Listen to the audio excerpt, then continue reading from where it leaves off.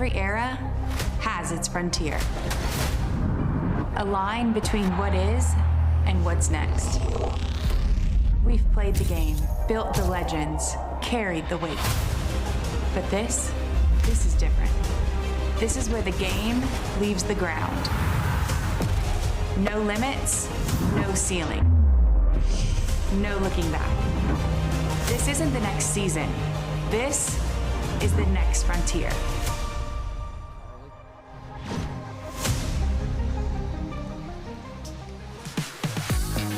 Welcome to AUSL softball on a beautiful morning here just outside of Portland, where the Chicago Bandits, the hottest team in the league, if not all of North America, are trying to go for their 4th straight series sweep.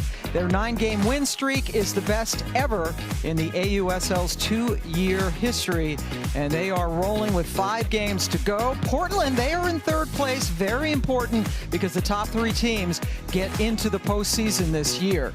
So still a lot on the line with just 5 games to go as we welcome you to Portland. Pam Ward with Kenzie Fowler, who is an All-American at Arizona. Savannah Collins will be joining us shortly, and the Chicago Bandits just keep on doing it. Just 2 runs yesterday, which is unusual for the best offense in the league. I'm going to say it. I think this is the best team in the league right now. They're going for their 4th straight sweep, and they are rewriting the record books along the way. Offense, defense, pitching, they have it all rolling in the right way. And so when you have a great team, seeing them win in different ways is the sign that they are the best team right now in the league, because they can win the pitcher's duels, they can win the slugfest, they have the defense to back it up.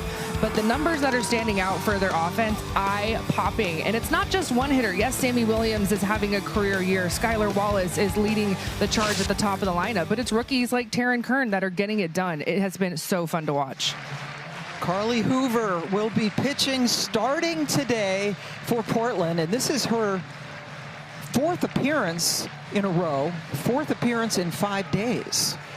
As we have seen her all 3, or the previous 2 games, pardon me, of this series in a relief role, and now she is starting. And that's tough when you're facing the same lineup 3 straight days. We saw her only for 1 batter day 1, but was in relief yesterday because this is the ace for the staff for Portland. And this series between the Bandits and the Cascade has been a must-win series for both these ball clubs. And so they want their best foot forward, and that's Carly Hoover in the circle. Paige Sinicki out there playing second base. Again, she's been moved up in the lineup because she's hitting so well. Sis Bates still out with an upper body injury, their everyday second baseman, but Sinicki has been brilliant filling in for Bates. And we are underway just after 10 o'clock in the morning here in Portland.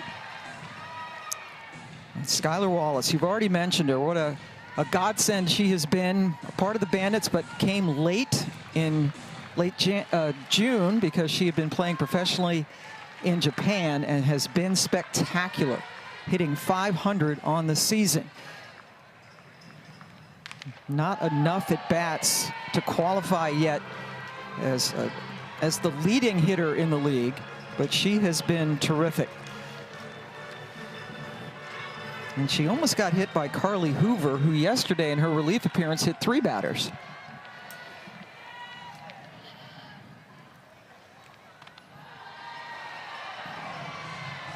Carly Hoover, she's going to bring it 70 miles an hour plus.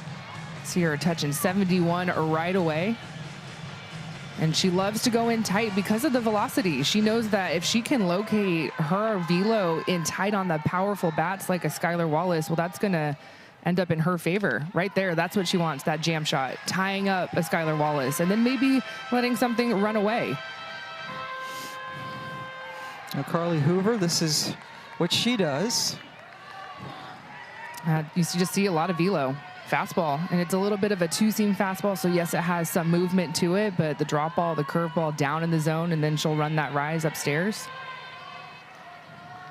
2-2 to Wallace, spoils it, and we did not see a changeup on that graphic for Carly. Nope.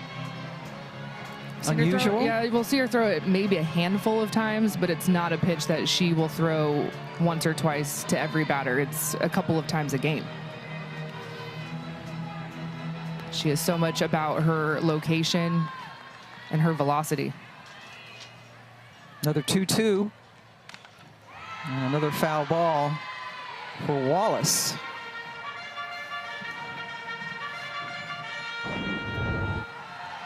And this is uncomfortable. 71 miles an hour in tight on the hands. Like, I don't want to stand in that box and take that. And Skylar Wallace with 2 strikes is having to stand her ground, foul it off.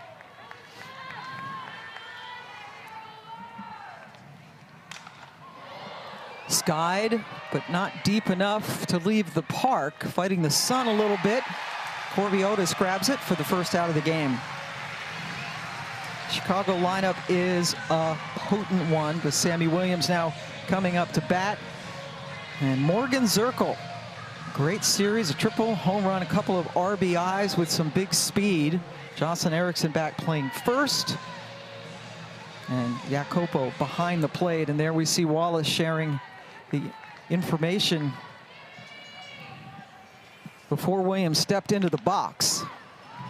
Yeah, a 7-pitch at bat. Yes, it doesn't result in an out, but that's what you want in that leadoff spot. Your job is to relay that information, have the pitcher show her full arsenal, and then pass it down to the dugout. Here we go. This is the game plan. This is what I saw. The Bandits have seen a lot of Hoover this weekend. Did pitch to just 1 batter in game 1, struck out Jessica Clements, but 3 innings yesterday through 53 pitches.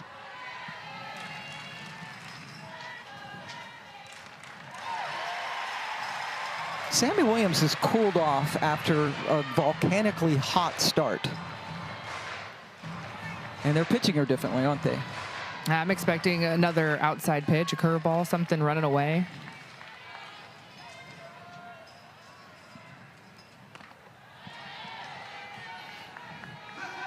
She's hitting .431, which, yes, that's really good, but not too long ago, she was around the .525 mark.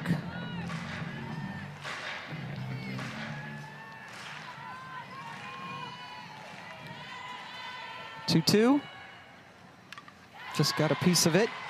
And when you're hitting over 500 or even 4+ where she's at right now, you're going to get a lot of eyeballs. There's going to be a lot of pitchers and coaches that are going to the Synergy and watching some film, getting the data. Why is she so successful? And what is happening? Because we cannot get her out. And it's what happened during that 18 RBI week stretch that she had.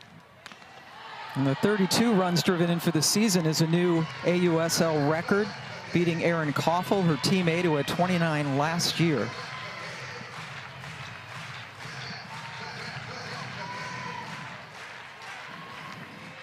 Full count to Williams with Barbara on deck. There's the power, but it's well foul. So this is where things get tough for Sammy Williams, because you're going to start to get different pitches than you were getting just a week or 2 ago.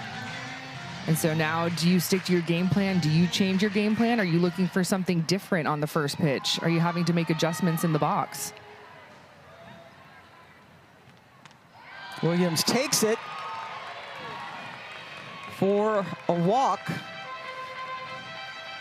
Another at bat with a lot of pitches thrown by Hoover.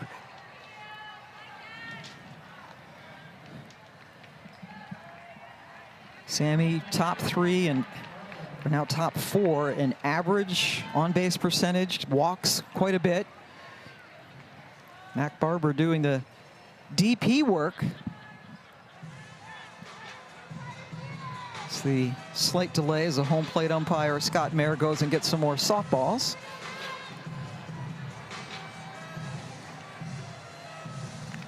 Yeah, that's the thing about this league in the AUSL with the best hitters in the world, is you need a lot of softballs ready to go, because there's a lot of foul balls. Yeah. You know, it's, as a pitcher in college, there's some pitches that you're throwing that maybe hitters aren't just able to get to with these All-American pitchers who are throwing 70+. But here in the pro league, Sammy Williams, she can just throw her barrel and get to that pitch if she doesn't like it and spoil it, extend her at bat.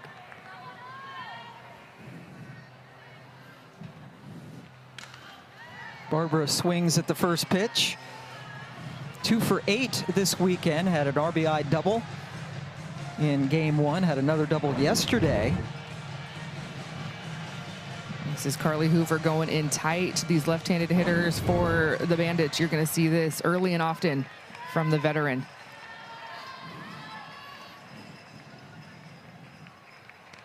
To keep our eye also on Sammy Williams over at first. Chicago has stolen more bases than any team in the league.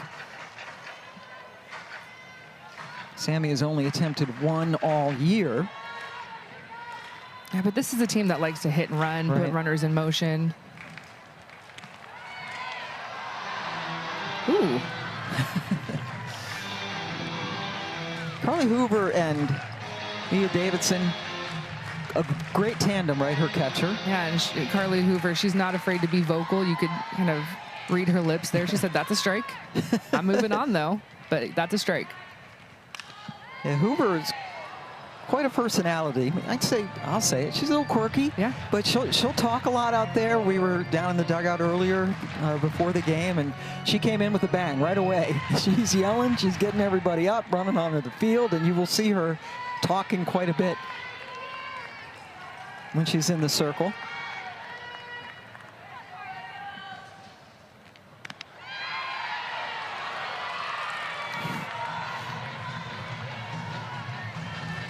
Hoover has had a really good season. She also played in Japan, came over a little bit late. Opposing batters hitting just 194 against her. That is second best in the league.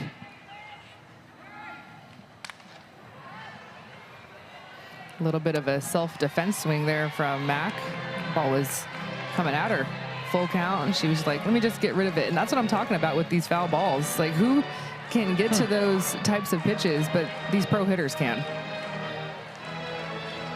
Hoover 3-0 on the year, making her 6th appearance. And again, her 4th in the last 5 days. Beautiful ballpark, my favorite. And a great day to catch softball. You're not supposed to have favorites, Pam. This is my favorite ballpark. Right. Oh, back-to-back walks. Surrendered by Hoover, and Zirkle coming up. I already talked about it, Kenzie. This lineup, you never know who's going to hurt you. They have so many people who can do it. Zirkle's certainly one of them.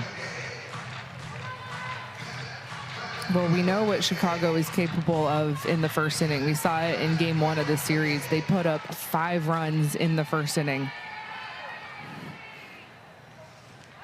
Zirkle can bunt. She's got great speed. The Bandits have scored 27 runs in first innings this year.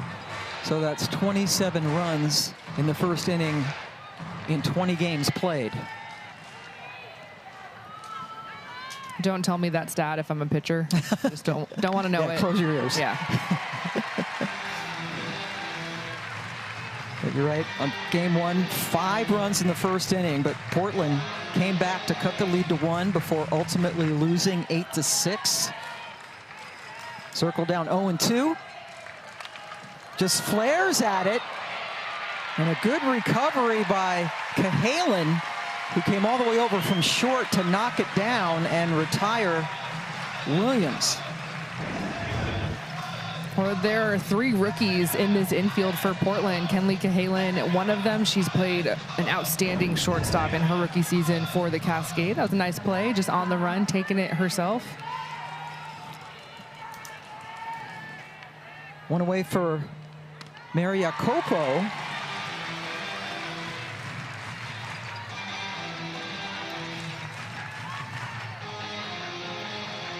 She did not start yesterday, came in to pinch hit, giving her a break because she's been their everyday catcher. Jocelyn Erickson was behind the plate yesterday.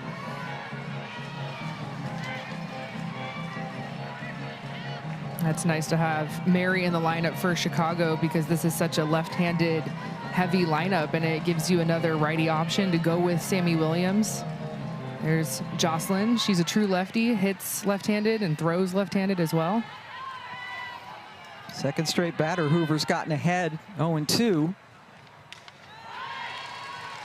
7 of the 9 batters for the Bandits in today's lineup are lefties. And so when Mary wasn't in the starting lineup yesterday, it was 8 of 9 left-handed hitters because she's one of those righty power bats.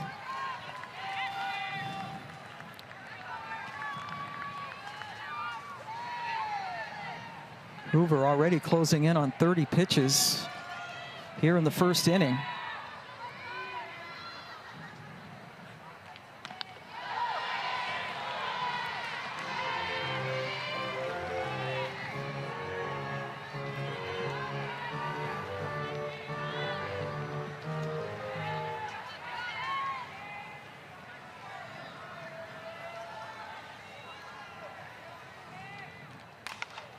Back to Hoover, over to first to get out of it. 2 on and 1 out for Chicago, but unable to break through. Scoreless with Portland coming to bat.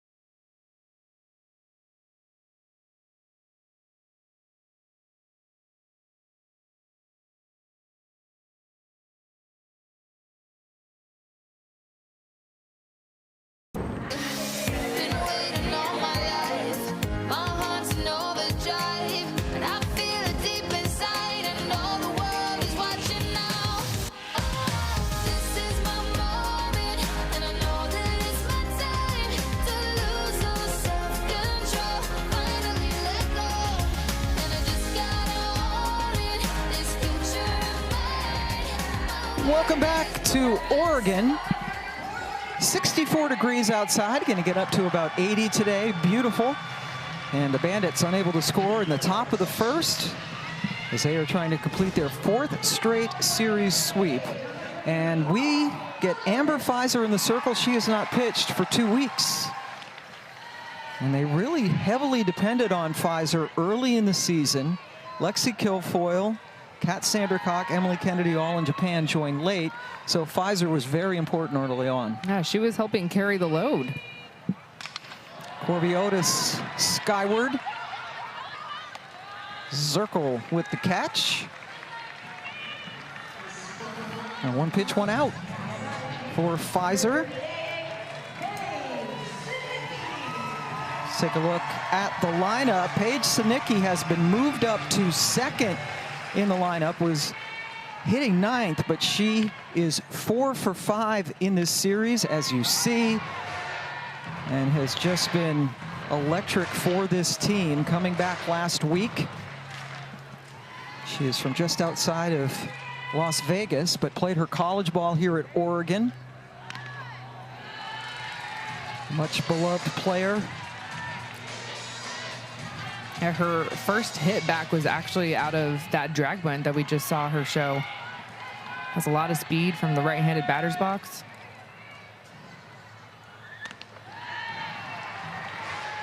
That's the thing, sometimes she just likes to show it because she's an infielder herself, and so maybe you put that into the mind of the infielders, like, hey, I could bunt, you should move in a little bit, and now let me swing away. Sinicki's strike zone not very big. She's only 5'3". I don't care what you say, you're 6'2". All right. So you pitched to somebody that vertically challenged. Is it more difficult? Yes, it's going to make the strike zone a little bit smaller for sure. Oh, Paige thought she walked. Ball was right around the river. Full count Popped up and out of play.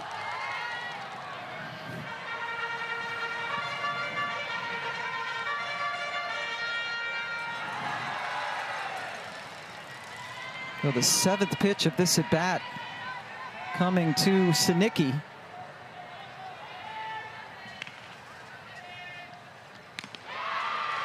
Goes down swinging.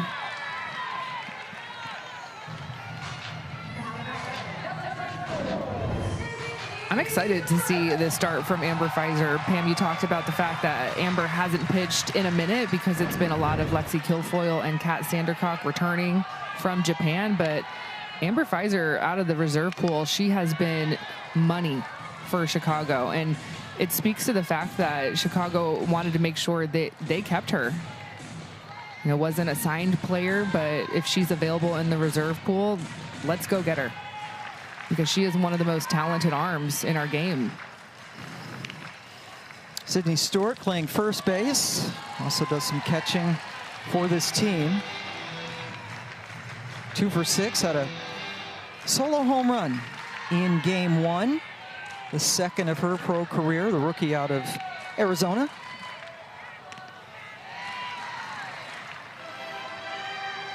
Amber Fizer, who played her college ball at Minnesota, is originally from Iowa.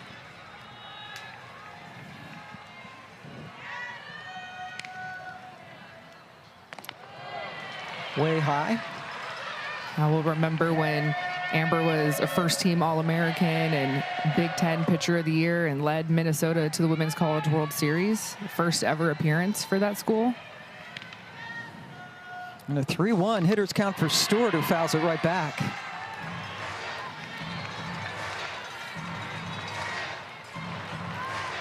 Sydney was taken 9th overall in the college draft this year. Full count. Inside. First base runner for the Cascade. That's Sydney's 11th walk of her rookie season. I feel like she's been kind of calming herself down a little bit. Maybe was a little over anxious in her first couple of weeks as a rookie, but has really settled in nicely, understanding the strike zone, not being over anxious. And she now has as many walks as hits this year, which leads us to Megan Grant, who has been hitting second, but now cleanup. Grant with so much power.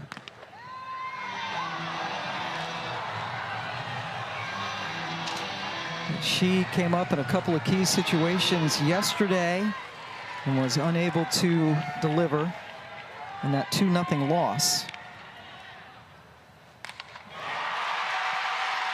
Megan Grant's power, you knew you couldn't keep it down for long. Dead center field home run for Grant.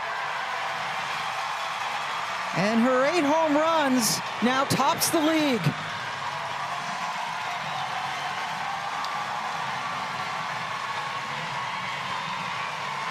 It's all about the response. This crowd is loving it, and it's so fun. Before the game starts, we have a PA person that is talking to the crowd, and I'm listening before the game, and they're going through the home run chants, and everyone's bought in. What are we doing when there's a home run hit? And you could feel the crowd as a collective all join in on that celebration, and they are always ready when Megan Grant is at the plate. They know who Megan Grant is. You know, looking out into the crowd, there's a lot of 43 jerseys, and she's a rookie. And this is a very beloved rookie here in Portland. Yeah, you can just feel the anticipation. The crowds have been tremendous here every game. Sold out, have not gotten the official word today with this very early start. Andrew Falvey had a home run in game 1.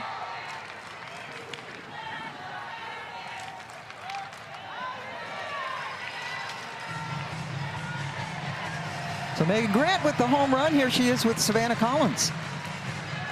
Megan, breakthrough moment. You know, this offense has been trying to get something going. What showed up in BP, the work the reps put in for that result? Honestly, just relaxing as much as possible. I mean, like I said before, these pitchers are so good. So just working through my process and just trying to get on any way I can. Anything in the process today that you felt like really showed through in that AB? I think just composure, not letting anything affect me, just focusing on myself and my process. Thanks, Megan. Appreciate it. Thank you. So Megan Grant with her 8th home run of the season. She came in tied with 4 other players. Sid Romero, Reese Atwood, Sammy Williams, and Maya Brady, each with 7. And now Megan Grant leads the pack with 8. Well, in that response, you know, that confirms what I was kind of seeing is she didn't like one of the strike calls early in that at-bat. And she said, I needed to remain calm and keep my composure. And because she did, it was a 0-2 count changeup that she drove out of this ballpark. And if you let that frustration leak into the next pitch, well, maybe you're not locked in and ready for that 2-strike home run. Full count to Falby. And she is rung up as Kendra was running to first, thinking she got a walk. But Megan Grant breaks through first. Portland up 2-0 thanks to her 8th home run of the year. It's got to feel so good for this rookie. This is a player that's nominated for an ESPY because of what she did this season at UCLA, but this rookie is swinging it.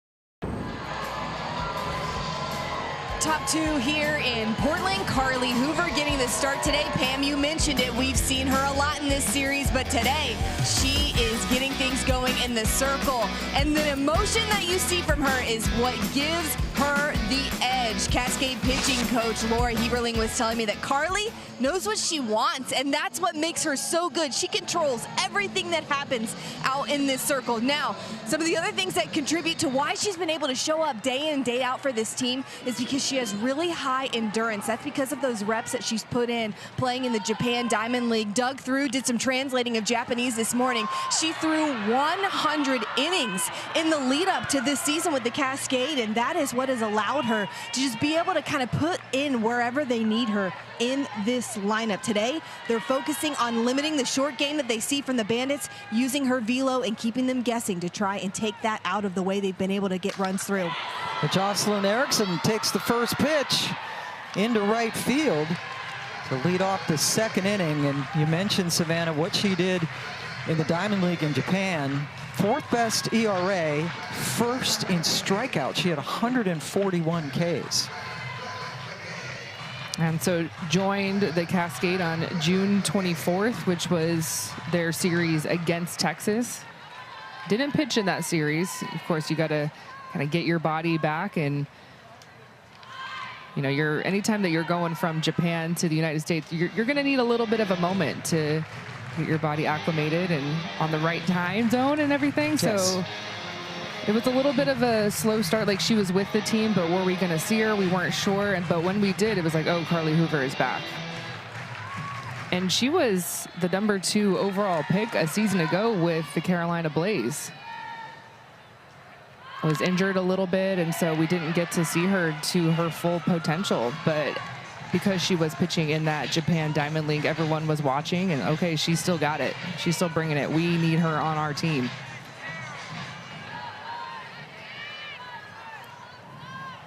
Bella Dayton, part of the short game that Savannah mentioned that that got her. Portland is concerned about, and that's another hit batter for Hoover. Again, she had 3 yesterday, first today.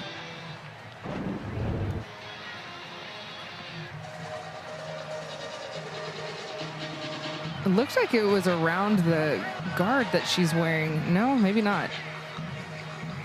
If that did not hit her guard, that's not going to feel good at all. That was 70 miles an hour. Oof.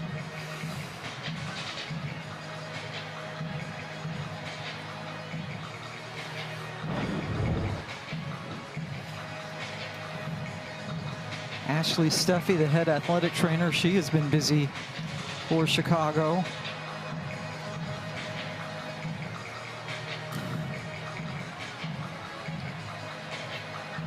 You see the 4 hit by pitch over 2 games. That's in her relief appearance yesterday, and then of course today. She only had 1 hit batter coming into this series. And to me, that's just the fact that Chicago has that many left-handed hitters. And so Carly Hoover, she's trying to make sure that that part of her game, her curveball on her glove side, does not change, even though there are so many left-handed batters standing in the box. 2 on. Nobody out for Jessica Clements. Right fielder, another rookie from UCLA, was in the allocation draft this year. Bunt single this weekend. There's the short game. Grant was ready for it, charging in from third, but the sac bunt gets Erickson to third and Dayton to second.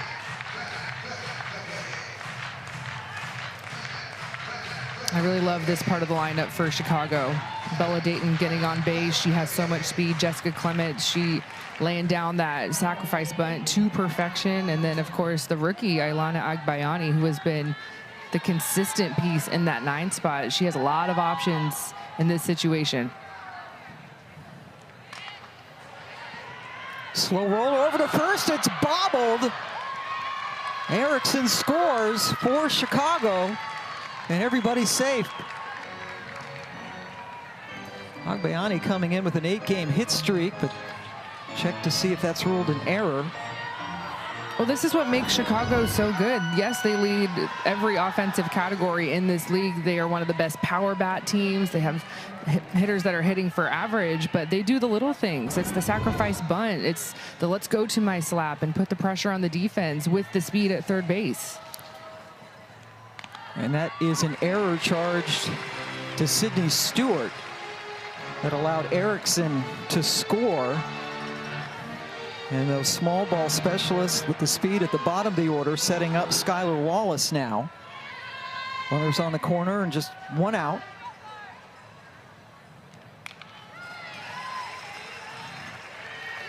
Wallace flew out to right her first time up.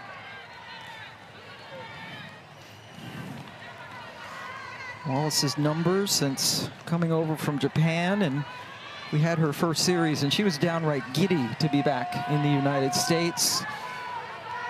Tough, I would imagine, especially your first season overseas.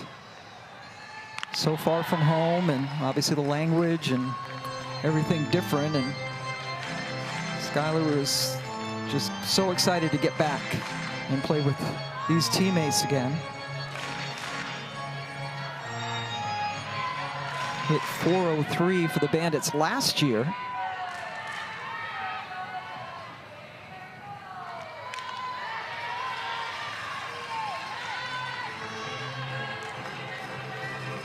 So Chicago with a new AUSL record winning streak. And this is what they have done. As opposed to their first 11, got off to a very slow start. Of course, missing some key components. They were 0-4 to start the season, and here they are knocking on the door of perhaps finishing first. Big strikeout for Hoover. Her first of the game. Well, she took a little something off of this pitch. She's been throwing 70 miles an hour, and you can see that ball spin and dive out of the strike zone. And you just read the front leg of Skylar Wallace. She's out in front of it. But that was 65 miles an hour. So just taking enough, that 6 mile an hour difference, you could see how Skylar Wallace was fooled on it. First pitch high and outside to Sammy Williams, who walked in her first at bat.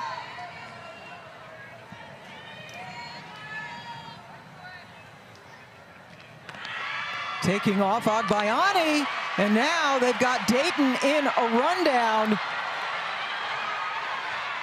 And another runner hung out to dry. That was a mess, but it resulted in the final out of the third inning, with Dayton being tagged out at home. Agbayani also on the base paths. Yeah, there was a lot going on, but for Portland, it's so key to make sure you get an out here. And Chicago is a team, they're going to push you on the bases. You have to be ready defensively. A lot of moving parts. Mia Davidson's going, where is this out? Let me go find it. Get it in the hands of Paige Tanicki. Okay, let's go to Megan Grant and get the out.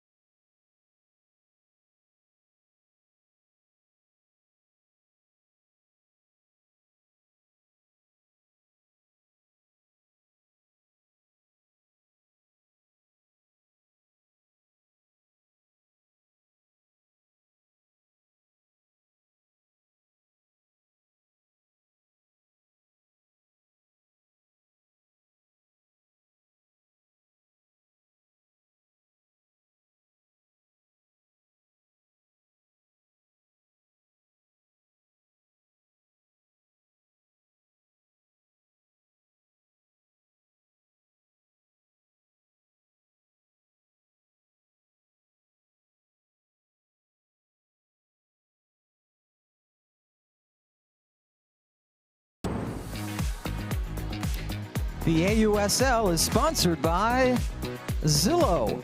Someday starts today.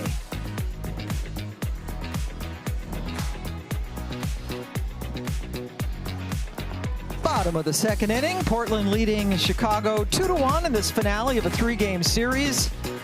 Another beautiful day just outside of Portland. Pam Ward, Kenzie Fowler, and Savannah Collins joining you. Tori Vidalis leading off, and that last rundown, score it 2-5-2-4-5. Catcher to third, catcher third, catcher second, third. So no shortstop. No involvement by the shortstop, Cahalan. I'm just thinking left side of the field, she was kind of going back and forth between third base and second base. Yeah, it was Paige Tanicki.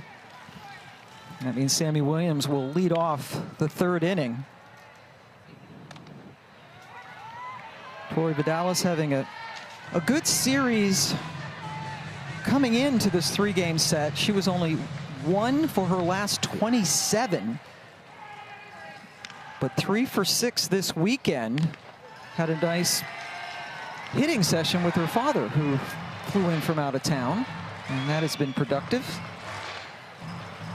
Just some tweaks that he had noticed.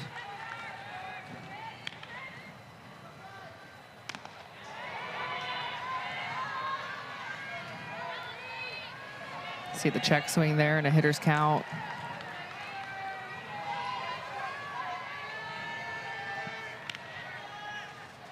Full count.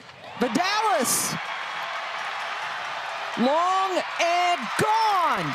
Tori Vidalis, her Renaissance weekend continues with the solo home run to extend the lead.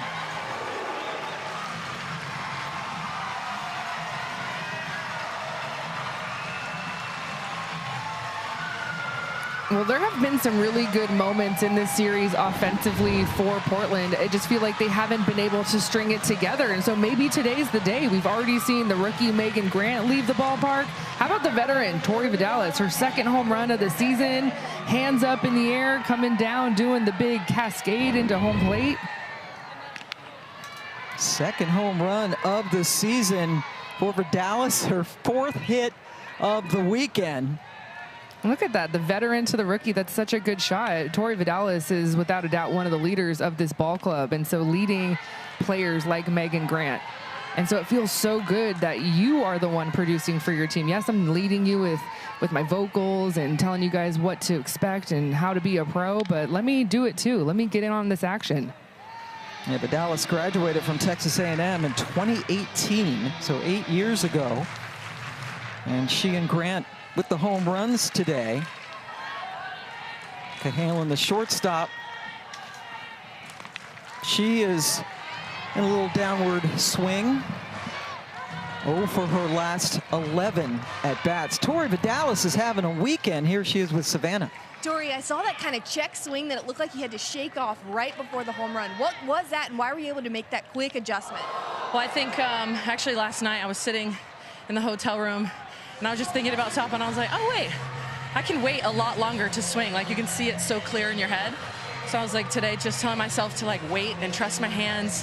Heard my dad talk about how fast my hands are yesterday, and that is the goal for me. So being able to let my hands be free and loose and fast and let the barrel take care of the rest. Love it. Glad you got the feedback from up in the stands. Always need that. Thanks, Tori. Yeah, what a visit that has turned out to be with Tori's parents coming to town, getting the home run. Meanwhile, Amber Pfizer has just hit Cahalan, 7th hit batter for Pfizer this year. That is top 3 in the league. And we saw Taylor McQuillan hustle down to the bullpen for Chicago. And Pfizer, first appearance in exactly 2 weeks, and it was a short one. And tight on the hands to Cahalan, the rookie. We're going to get Lexi Kilfoyle, the ace, coming in when we come back.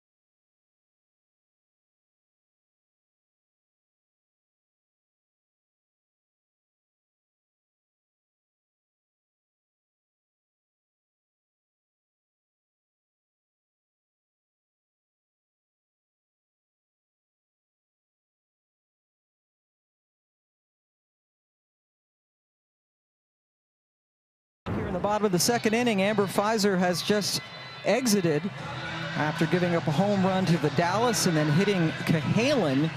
And that means Lexi Kilfoyle is coming in, the Game 1 starter. And she is unbeaten on the season. And I think for Chicago, getting their ace back in, didn't pitch yesterday, so had a day of rest. Pitched well on Game 1 of the series, but if you ask Lexi, I guarantee you she was like, I want to be back out there and right some wrongs and feel a little bit better, because her standards are so high. This is one of the best arms in the sport, not just in the league, but in the sport. Across any league, any continent, Lexi Kilfoyle, she's throwing it down in the zone with her heavy drop ball, can touch 70 miles an hour. A very efficient pitcher.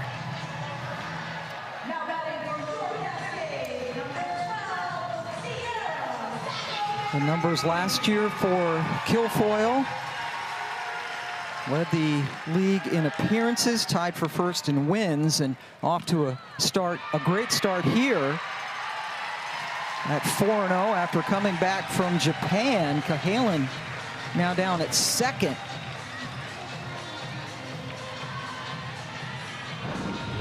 An auspicious start with a wild pitch for Kilfoyle. Down in the dirt. We're going to see a lot of the misses from Lexi happen because she is predominantly throwing a drop ball. Ball travels just over the screen. Sierra Sacco-Ferry, the first Cascade player to face Kilfoyle today. Of course, they did see her in game 1 on Friday.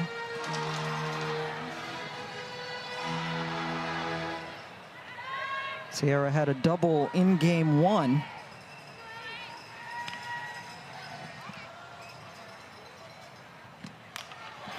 And that's going to find the ground, being waved in. The throw way high, not even close. Cahalan scores easily on Sacco-Ferry's run driven in. Well, that is exactly what Portland needed to do because they struggled against Lexi the first time through the lineup when they saw her 2 days ago. And so right away, let's make the adjustments. We know what's coming. We don't need to wait for the second time through the lineup. Let's make our adjustments right now with a runner in scoring position.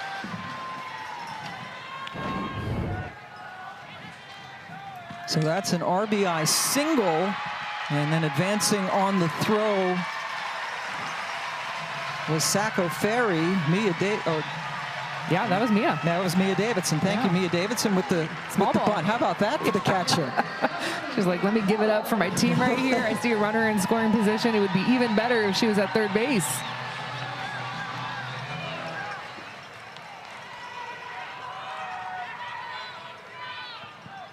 Still just one away. A couple of runs in. So we head back to the top of the order, and Corby Otis.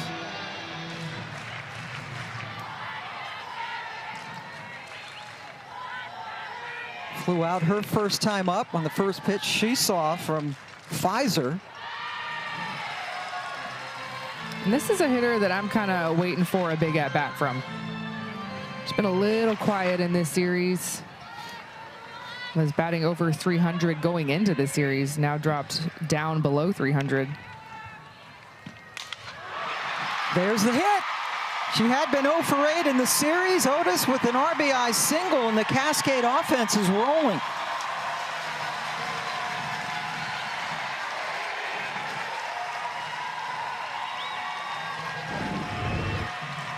There it is. That's what I've been waiting for from Corby Otis, just because I know what she is capable of. She is in that leadoff spot for a reason, and even though a hitter like her is 0 for 8, Coach Tria Flowers is saying, I'm going to keep her in that leadoff spot because it's just a matter of time, and she clutches up there with a single.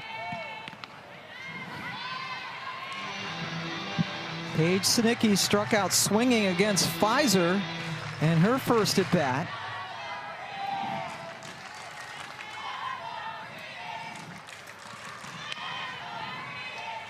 Been starting for Sis Bates, and you can't keep Paige Sinicki down either. What a series. And we're not used to seeing Kilfoyle struggle to get outs. I love when a hitter gets bumped up in the lineup because she was down in that 9 spot, and so that's a little bit of pressure. Like, can you keep doing what you've been doing? And she does. Doesn't matter where I'm hitting, I can still knock it around and get on base. Do it in different ways. We've seen her hit a triple to the right side of the field, right center gap, and then she just pulls that single to the left side. We've seen her drop a drag for a base bunt, or for a base hit, excuse me, and use her speed. And what do you do now if you're Chicago?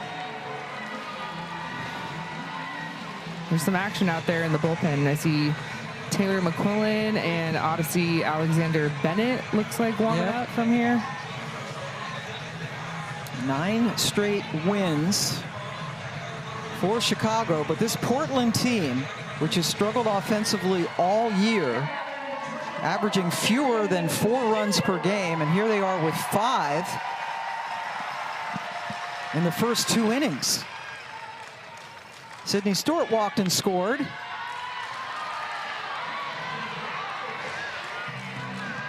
In her first at bat. 2 of the 5 runs crossing the plate because of free passes, a walk, a hit batter. These things come back to haunt teams, and so far it has for Chicago.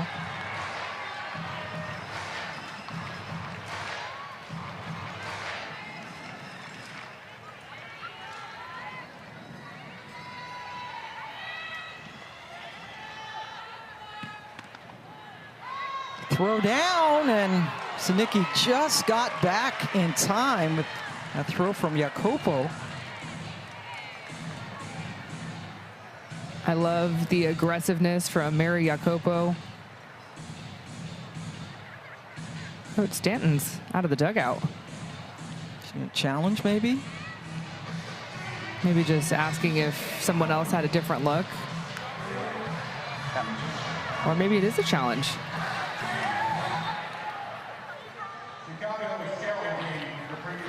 Base. The call on the field was safe. The play is under review.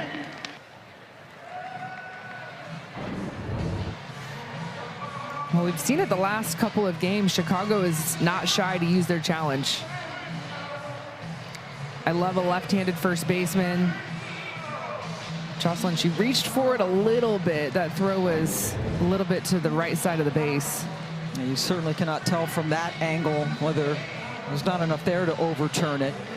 Each team gets 2 challenges in the AUSL. And even if you're right, you lose the challenge. That you use them up, whether you're right or wrong. You don't go home with them, so you might as well use them. Jacopo has been such a stalwart behind the plate for them this year. Meanwhile, the Cascade, the second inning has been their inning. Outscoring opponents now 25-11 in the second inning. Chicago is the team that usually gets out to the fast start in first innings.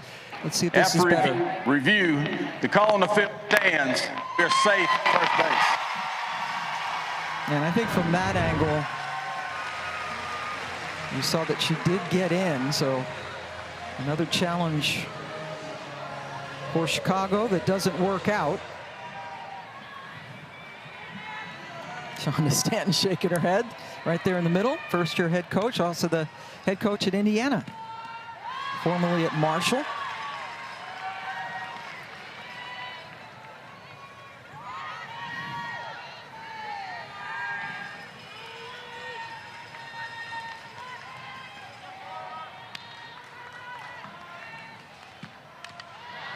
Ooh, a little change up there off speed. 52 miles an hour, and Stewart just was able to get the bat on it.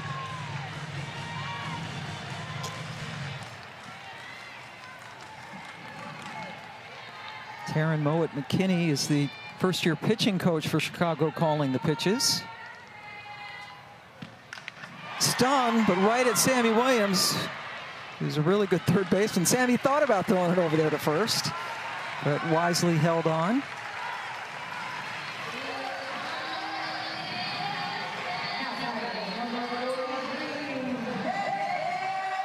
Megan Grant, last time up. 2-run homer to dead center field, and the crowd is feeling another one.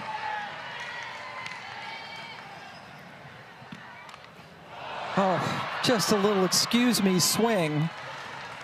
It goes about 6 feet, and that is the end of the inning, but a great inning as Portland puts up 3 more runs, leading at 5-1. Long fly for Tori Vidalis.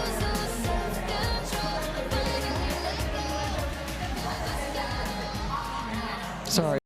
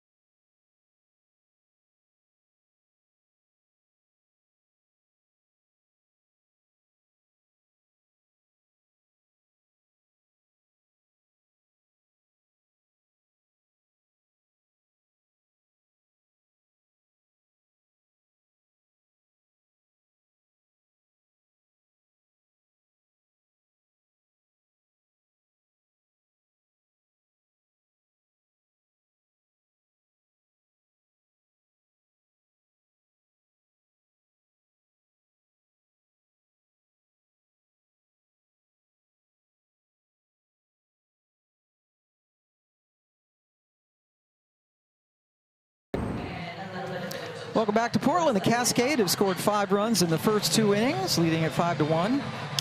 As we go to the top of the 3rd, and this inning we are going amid action with Paige Sinicki. That is presented by Zillow. And there is Paige, the plucky second baseman who has done such a great job coming back in this, her first series of the season. Paige, thanks for doing this.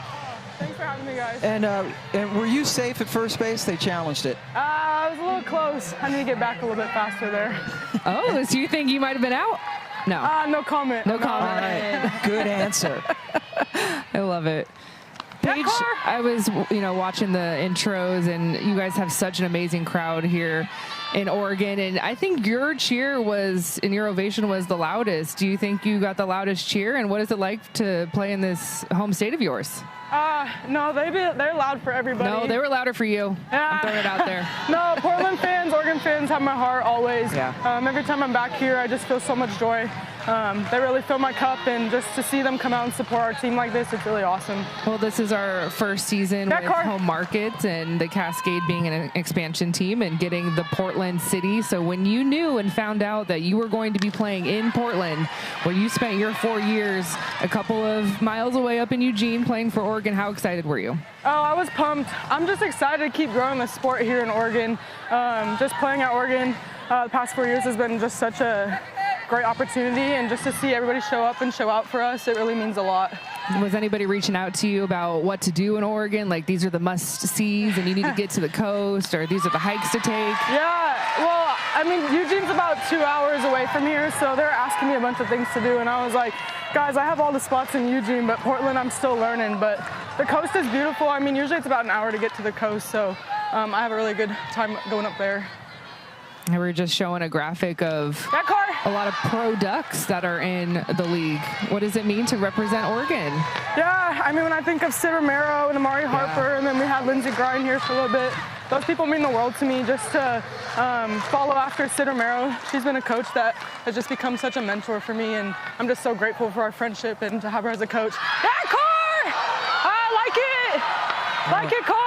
Full count pitch called inside. Hey, Sammy Williams gets the leadoff walk. Sorry. All right, let's turn it. I got you. Meg, Mew. Second time Hoover has walked her. Meg, I got you. You hear the communication with the runner at first base. Hey, right here. I got you. Hey, Stu, we're here. Yeah, right here. I love it. She's checking with every single person to her left and to her right, making sure that everyone's on the same page. Yep, here we Paige go. with the runner at first base here. Do you have second base? Right now, Ken does, just because we got a big lefty up. Okay. So trying to cover this 3-4 hole a little bit more. Okay. So Ken's got it. She shifted up the middle. Yeah, Ken. So that is Sydney back on a bunt? Yep. We got Car. She can move. She can cover some ground. Yeah. So we got her coming the bunt. Love it. I don't think Mac's going to be Not butting no on this. Hey, you know what? We've seen you drop a drag a couple times. Mia Davison just bunted, so I'm not ruling it out for anybody. True. You never know in this game. Well, I love that your first hit back was a drag butt, and we saw you do that a lot at Oregon. You have so much speed out of that right side. Did you know that you were I got to get my bunt down and see if I can get a hit out of that way? Yeah, I kind of just like playing with the defense a little bit. It creates some more opportunities and gaps for me to knock some balls through. So just be able to have them move up and back, I think it provides me a lot of opportunity, and just use my speed. I like using all my tools, so yeah, that was definitely an option. Yeah, Car. Yeah! 2-0 pitch to Barbara. See you, Car. Come out on, of the 10. zone. Yeah, 10. Right here, Ken. Let's turn it, bud. Meg, Mew, Meg. Yeah, Meg. Yeah, Stu. Yeah, Car. Yeah, Car. Here we go, bud. Turn it, Ken. Yes! Good! That was a strike. Yes, definitely. Taking all the way, Barbara, on that 3-0 count. Here we go. Paige, I hear your constant communication, and just worth reminding folks that you were plugged back in for the first time since returning from your fight with breast cancer, and you have been starting right away. How hard has it been for you to get that communication that you need as a second baseman, talking to Kenley and talking to Sydney? Like, I need to be ready to go and know where I need to be. Yeah, I mean, I think vets like Tori Vidalas and Sis Bates has really helped me just to be able to understand the communication that's needed at this level, and just trusting the people around me. I feel like the more you're able to connect on the field, that better relationship and just the better solid D you have. Yeah, Ken. So I'm just big on just connecting and forming those relationships on and off the field so that we can play together in whole. Well, it was kind of interesting how it all worked out with Morgan Zirkle. Looks like she's getting hit there. And Cascade thinks they should have an out.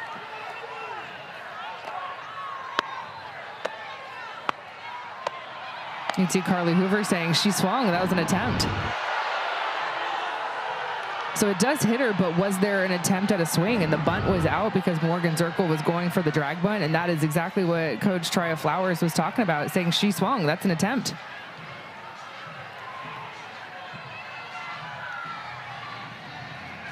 You can even see Sis Bates in the background going, she swung her bat. So what do you got? I got a hit by pitch. You got a hit by pitch. And then I'm sure Shonda Stanton on the other side. Anything more on a foul ball or anything or nothing like that. Do you have an attempt? Excuse us. Okay. Yeah. You can't get this wrong. I don't think she pulled the bat back. I got the bat out there. Yep. Now you can see Shonda Stanton. She's going. Yep. Okay, so you How is she supposed to get out of the way? I have the bat extended. I have her attempting at the pitch. Okay. That's what I have. I have an attempt. But she never pulled the bat back. Okay. So if we don't know if it hit her, then it's a dead ball strike. There's no dead ball strike. We're gonna put it back. If it hit her, it's a dead ball strike. If it hit her. No way. Coach, excuse us, please. You got no. Okay, so that's what we got. Yeah. Okay. Yeah, I have the bat extended. I have an attempt. Whether or not it hit her or hit the bat, I do not know. If it hit her, then we have a dead ball strike. Okay. It definitely hit her. Dead ball. Okay, well, I got the bat So extended. make an announcement that it's a dead ball strike. The dead ball strike. What'd you see? So now Shonda Stanton upset about that. Let's take a look. They said it was an attempt and it hit her, so it is a dead ball strike, not a hit by pitch. It's unfortunate. I think she's just a little late with pulling her bat back. We have a Zirkle, dead she ball does strike clearly try on to the pull her pitch. bat The batter back, was but it's hit after the while ball attempting came to through. bunt the ball. So instead of the bases being loaded now with nobody out,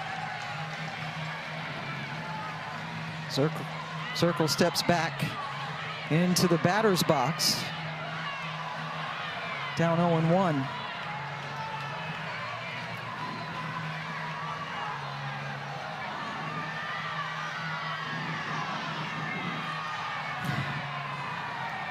Paige Sinicki out there playing. So you come back right away, Paige, and Sis Bates gets hurt, so you're kind of thrown into it. What has that been like for you?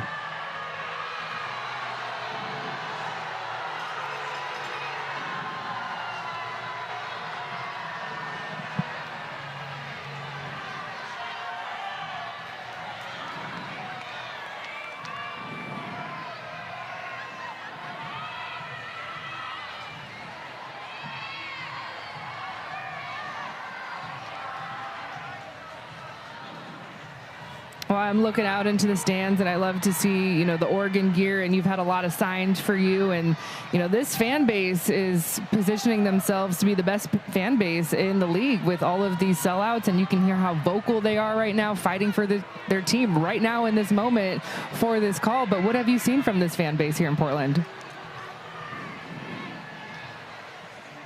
Out for all the women's sports here in Portland. So I honestly think we have the best venue, the best crowd, and just to see people from Oregon that were in Eugene at the Jane and now showing up here, I just know how much love they have for us girls. So just to see them out here and doing the same thing for these girls, it's just so powerful, and I'm excited to see it just continue to grow.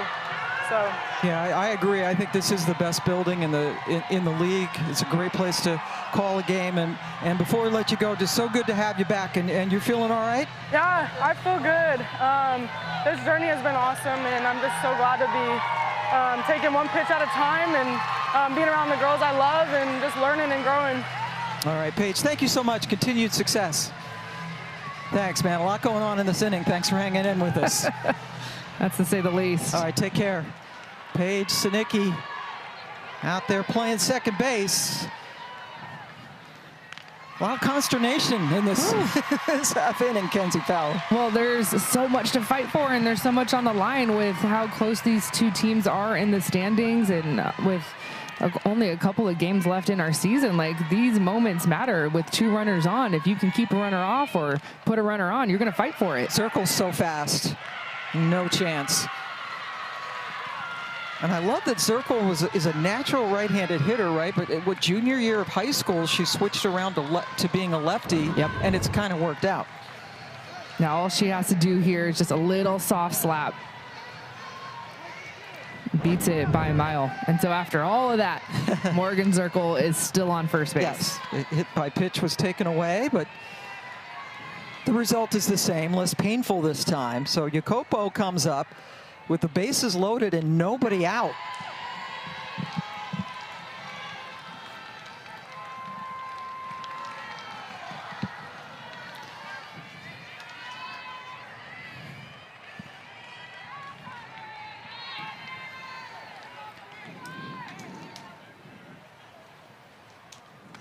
Well, the ball has not left the infield in this inning. Back-to-back walks, and then that infield, that slap single by Zirkle loads him up. Shonda Stanton getting to know Scott Mayer quite well.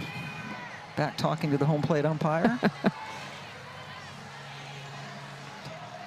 Done a really good job. She was coached Morgan Zirkle when they were both at Marshall. Morgan now the head coach. We're going to have a pinch runner come in for Barbara. More speed on the base paths with Taryn Kern. And for the Cascade, you see Kenzie Brown, Kelly Maxwell, the lefty there, and Peyton Gottschall in the middle, warming up, just staying loose. Chance for a double play, and they get it. But Williams is able to come in and score the second run of the game for Chicago.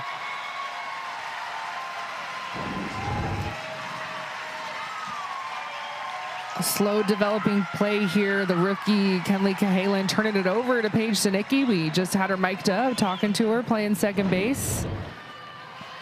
Chicago was, of course, thinking that that call from Jacopo was safe, but no challenge. We move on. Yeah, they've already burned one of their challenges on the hit by pitch.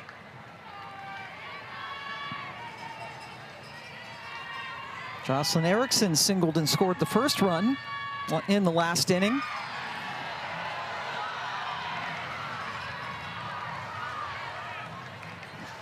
So the pinch runner Kern over there at third base.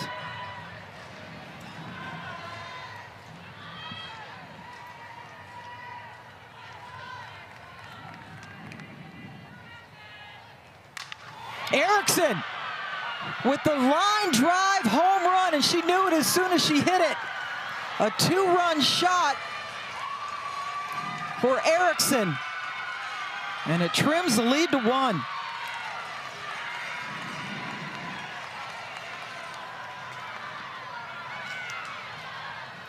She sat on that. That ball was out of here in a hurry. 1-1 count, and look at the pitch location and how she clears her hands and gets her barrel there. And the speed that Jocelyn Erickson gets to that pitch with, it's why she knew it right away. If I connect with this and it is fair, it's out of here. And she's celebrating for her first professional home run. What a response from Chicago. This is what this team does. There's no such thing as a safe lead when you're playing the Bandits, that's for sure. And Carly Hoover leaving the game, handing the ball over to Gottschall.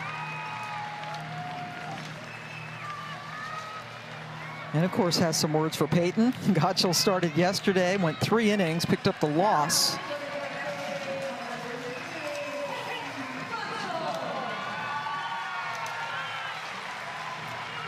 So a brand new pitcher coming in for Portland as they have seen their big lead almost evaporate.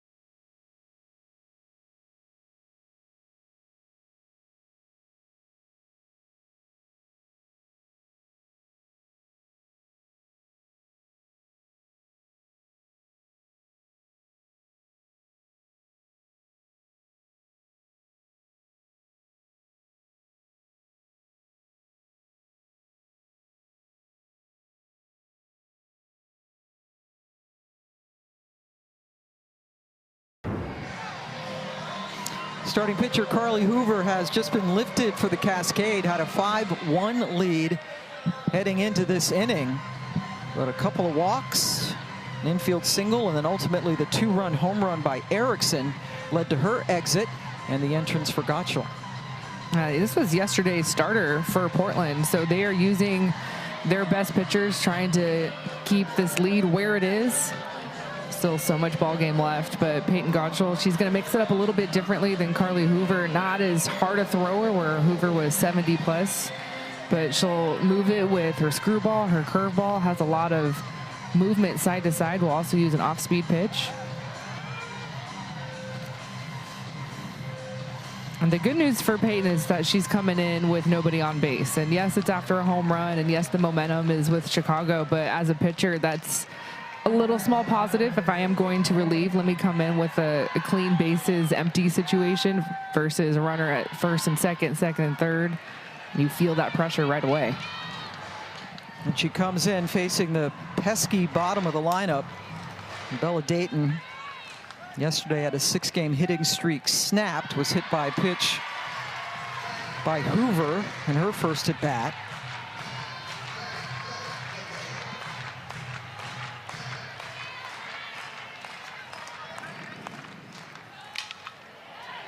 On the ground. Oh, Sydney Stewart struggled to gather the ball, and Dayton has been called safe at first.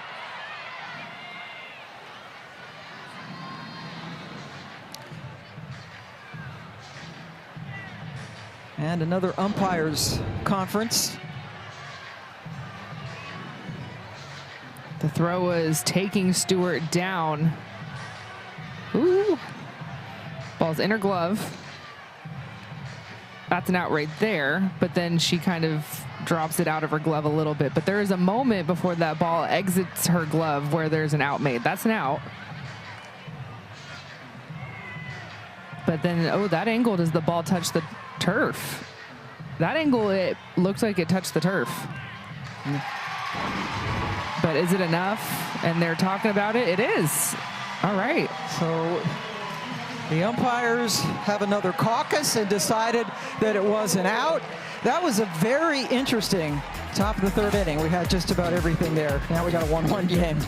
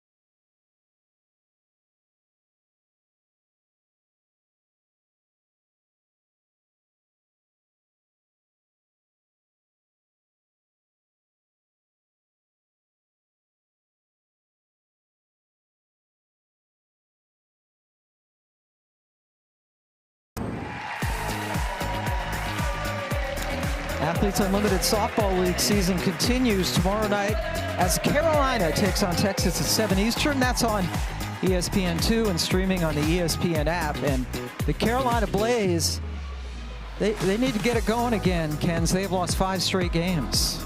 And the last couple of losses against Texas in walk-off fashion, so just heartbreaking for Carolina, who was absolutely in the mix just a couple of games ago. They're still in the mix. So is Oklahoma City. If you have games to play, there's something to be fighting for, and you see Chicago and Portland, how important this series in front of us is with those two teams at number 2 and number 3. And congratulations to the Utah Talons punching their ticket to postseason last night. Won the championship last year, now based in Salt Lake City.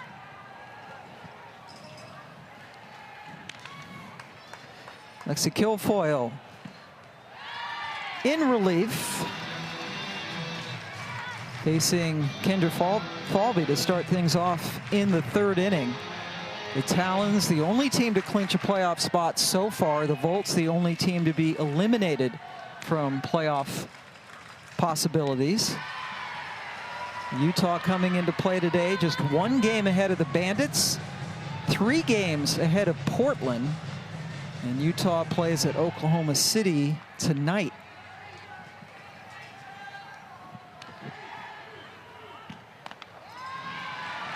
Falvey draws the walk to start off the 3rd.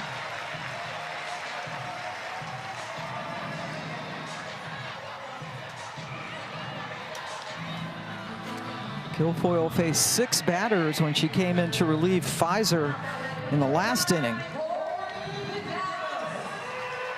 Tori Vidalis with a big home run.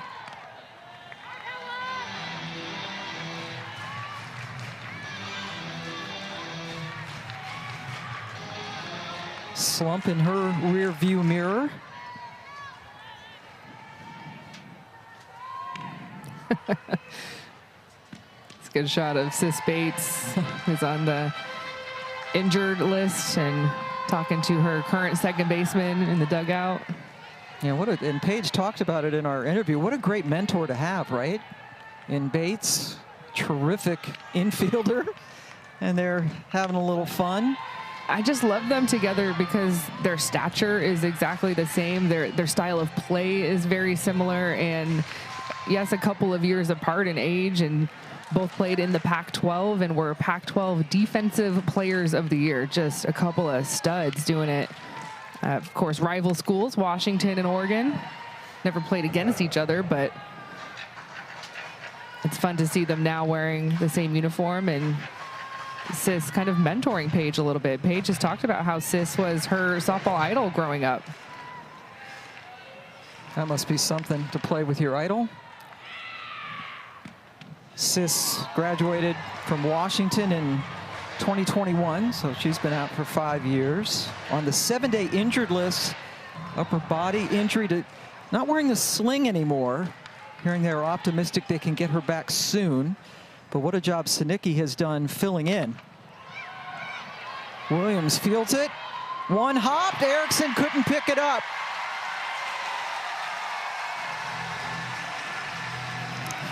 They just match each other's energy, too. They've got to keep this energy going because Chicago has now made this a ball game. And so you get a couple of runners on here with a free pass and then an error. You've got to find a way in that dugout right now for Portland to take advantage. Throwing error charged to Williams. And the bunt, that's picked up foul by Jacopo.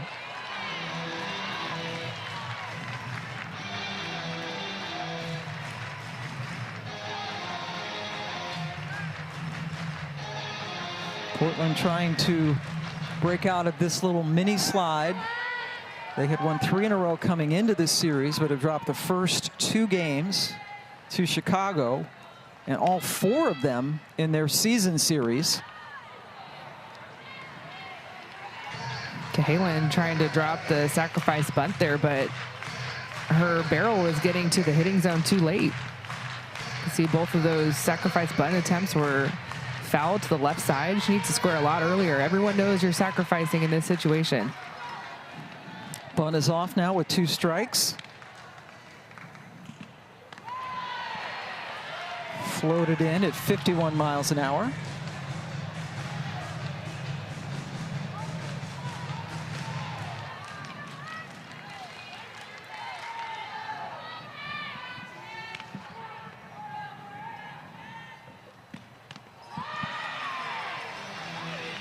And now you have to find a way to be productive. See if you can roll a ground ball to the right side of the infield. Poke something up the middle.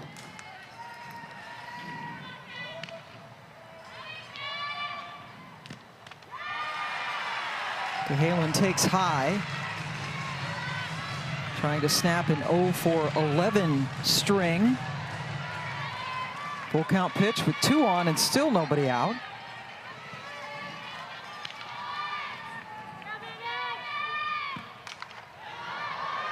Williams in foul territory. Grabs it for the first out of the inning.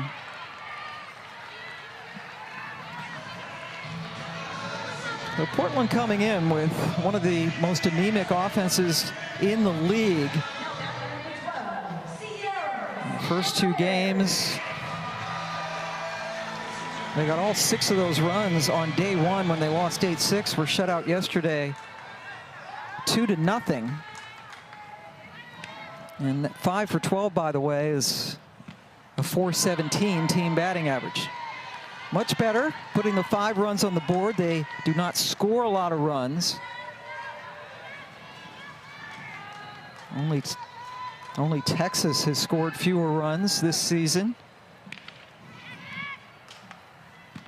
Sacco Ferry takes a ball. Well, I loved the comeback effort that Portland had in game 1 of this series. They were down 6-0 at one point, and it was in the later innings where they climbed back into the game. Chicago ultimately scored another 2 runs and won that game 8-6, but you're down in a hole, especially in the first inning. Chicago put up a 5 spot. And so this is a very gritty team. You can, we can talk about the chemistry and the energy that we were seeing from Sis Bates and Paige Sinicki. I think this is a team that is not phased by the last 2 games, but they need to keep their foot on the gas. And despite the offensive problems that we talked about, again, this team is very much in the thick of things. And if the season ended today, and it won't, they would be in the playoffs. Yep. I mean, they have a pitching staff that has racked up strikeouts, that has been certainly buoyed by Carly Hoover coming back from overseas. They just find ways to win. And one of the best home field advantages, they are in the midst of a 9-game homestand to finish out the season. Needless to say, that is a big advantage. Huge. And going into this week in that homestand, knowing where they're at in the schedule.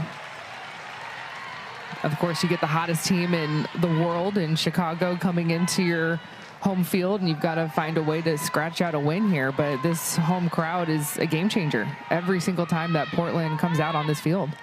Another full count fouled away, and it doesn't get any easier. Utah comes in for a 2-game series Wednesday and Thursday, and then they close out the regular season, does Portland, with 2 games with the Volts, the suddenly hot Volts.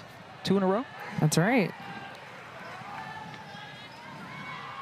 Another full count pitch with 2 on. Hit right at the second baseman, Agbayani, who flips over to Erickson. The double play to end the inning. So a couple of free passes don't hurt Kilfoyle. 1-run lead for Portland.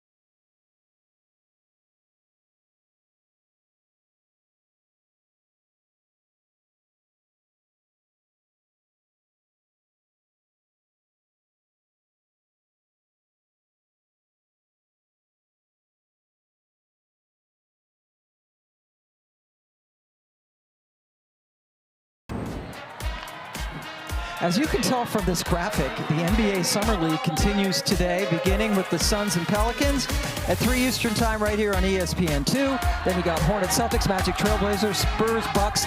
Pick a game and watch them today all over the ESPN networks. But stay right here with softball. This is fantastic. We got a one-run game. It's 68 degrees and sunny. Where would you rather be, Kenzie? I'm calling a game with Pam Ward. Oh, well, we saw this. Like, are you kidding? No, I mean, calling a game with Kenzie Fowler? No, this is my last game with you for the season. And when I got the assignment and got the word that I was going to be calling with you, I was geeking out. I was like, what? This is like the voice of my childhood. I grew up listening to Pam Ward and watching you in the studio. So I've been very excited to call games with you. Right back at you, and thank you for calling me old. And also, I vividly remember calling your games at Arizona. Yeah. You could do some things in that circle. You know, go back and watch my own film, and you're the voice over it. So it's pretty crazy that we're here together in Portland calling some pro softball. And what a way to end the season. As we've been talking just about the atmosphere here in Portland, and on top of that, that's a strikeout there for Gottschall. But on top of that, how important this series is, because we're coming up against the, you know, right up to the wall here. Both teams just with 5 teams left, including today. No, it feels like playoff softball between these two ball clubs, even though, you know, I think they are both aiming in that trajectory of making those postseason playoffs, but they know what's at stake. And especially a team like the Bandits, they want to make sure that they keep their foot on the gas and continue to be the hottest team. Meanwhile, Portland's like, no, we need to stay in the mix as well, and we cannot get swept. They need to win this game. I mean, the Bandits would love to keep their winning streak going, and they broke a record yesterday with how many straight wins they've had in the AUSL. But Portland needs this game more.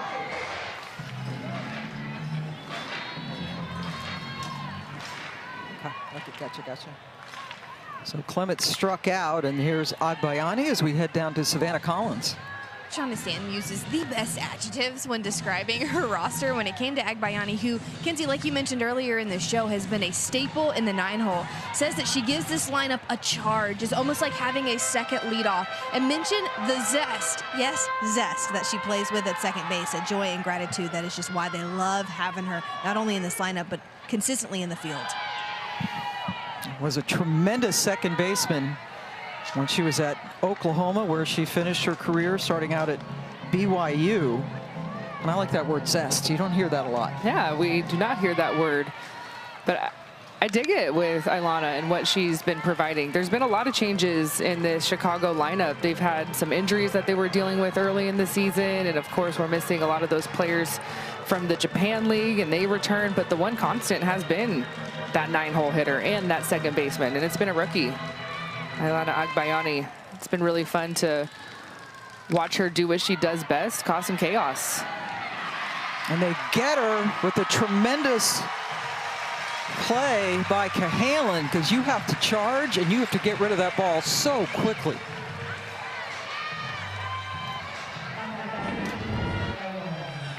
You really do. There's no room for error, and this is a great high bounce that it's pretty much as good as you're going to get when you're bouncing a ball on a turf field. And so Kenleigh Cahalan relying on her arm strength.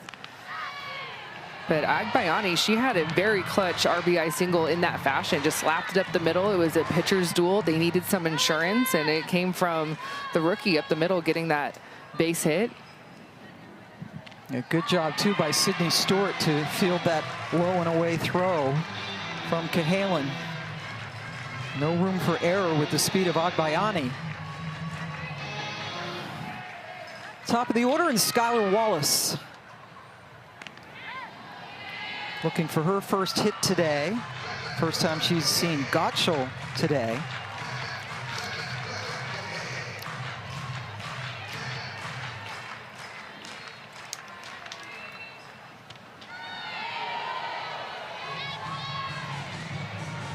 Skylar did not get a hit off of Gottschall yesterday when she started for the Cascade.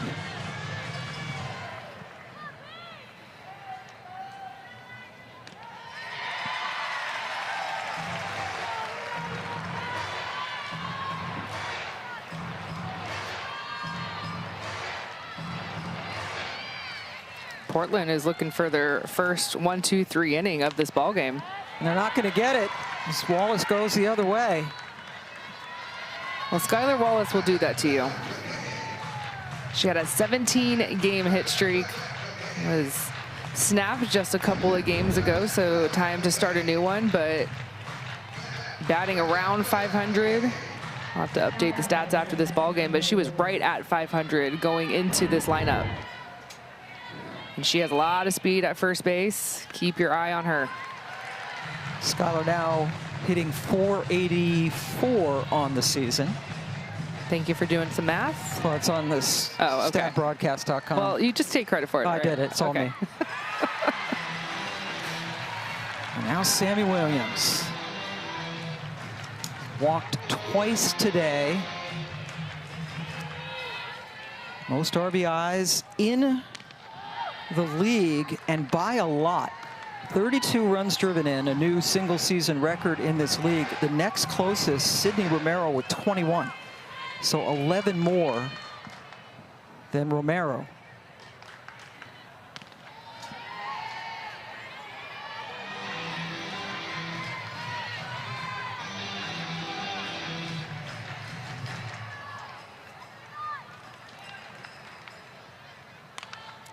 Williams fisted, and a terrific running catch by Sacco Ferry, sliding on her knees to retire Williams.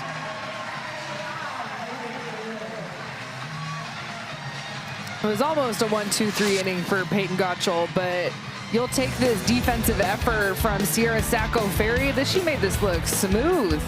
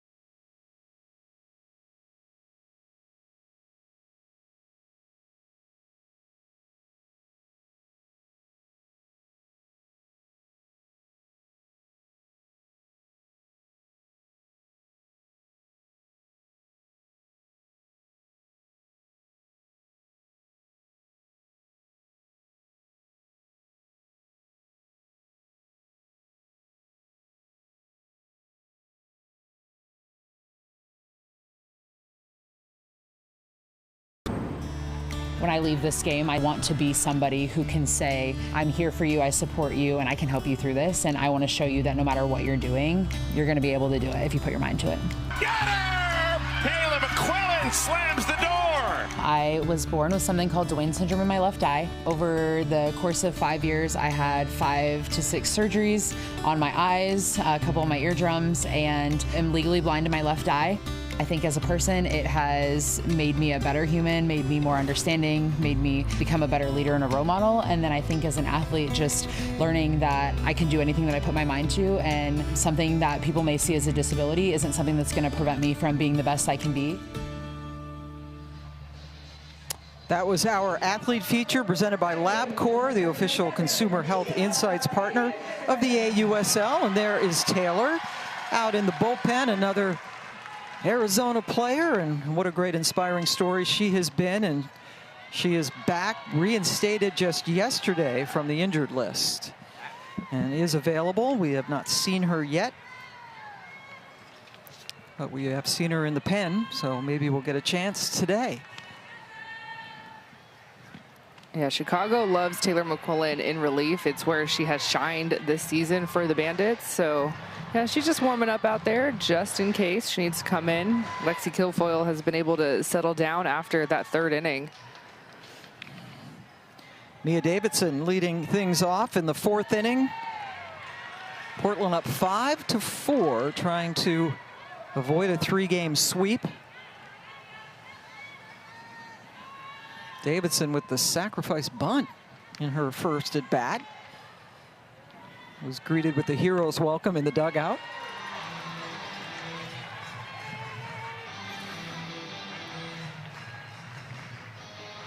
I love to see these professional hitters. I mean, Mia Davidson, one of the best home run hitters that our college game has ever seen. And here at the pro level, you still need to practice your sacrifice bunts just in case.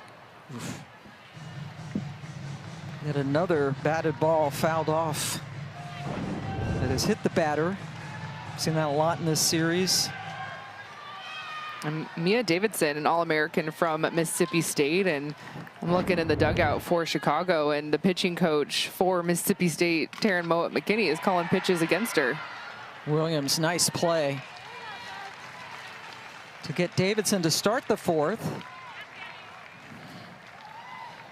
Yeah.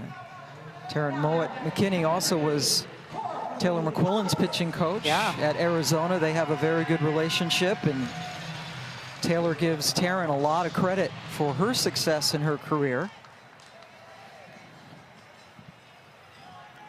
Corby Otis with an RBI single. Her last time up. Goes after the first pitch.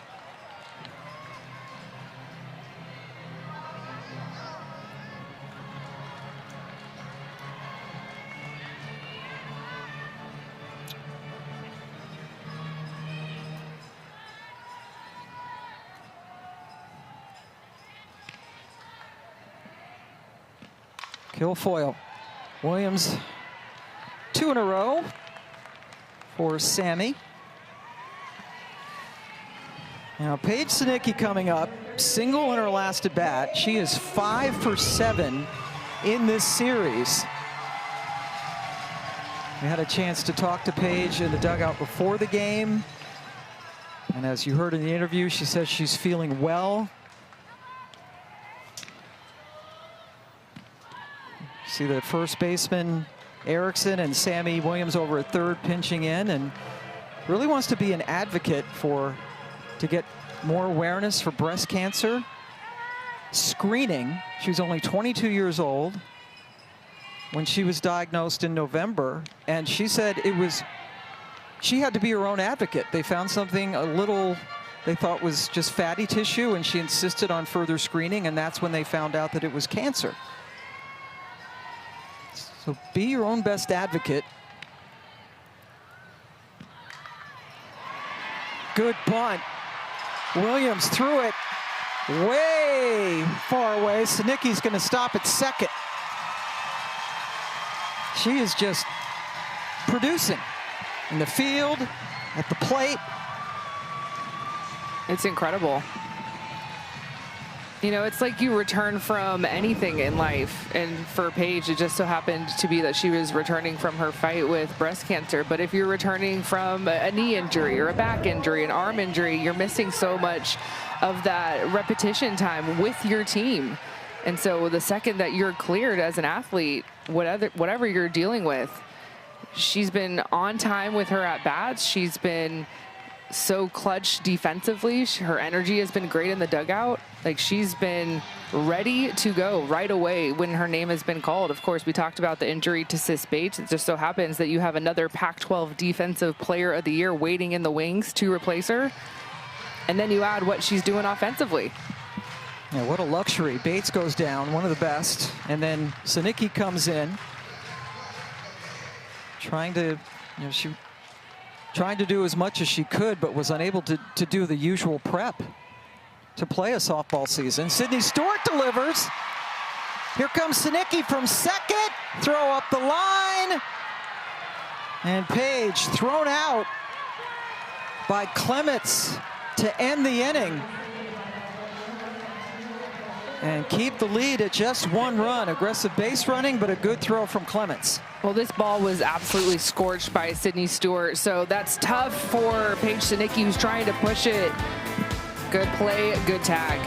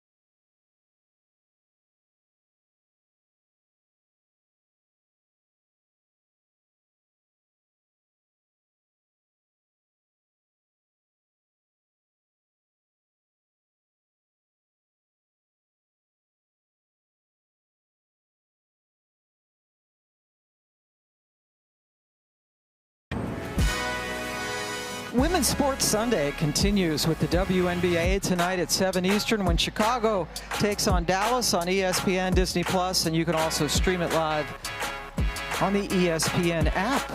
And your Sports Sunday got started very early here in the beautiful Pacific Northwest. We started at 10 a.m. local time in this softball game, and it's been a good one. It's been a fun series, just a one-run lead here for Portland. Pam Ward, Kenzie Fowler, and Savannah Collins on what has been a great weekend here. 69 degrees, nice puffy clouds. It's just the best. Good softball. That's like wallpaper stuff right there. It's not AI, that's real. It's real. We don't do that stuff here. Real stuff here, yeah. So here we go. Chicago down 1. Clements throwing out Sinicki to end the last half inning to keep it a one-run lead. And Mac Barbara, the DP, leading things off. Had played for the Italian national team. Well, Paige got to get everything settled over there after that slide. With Bella Dayton, who is her cousin, and found out on the way home that the Bandits were going to bring her up, and she couldn't be happier. Yeah, we got to talk to Mac last week in a chair chat, and she said, I ugly cried when I got the call. Tears of joy when she was coming back from Prague, from a tournament playing for Italy. And Jenny Dalton-Hill, the general manager, when she talked to Mac, said, all I want you to do is hit. And Mac said, I love that. I can do it. DP, yep. Yeah.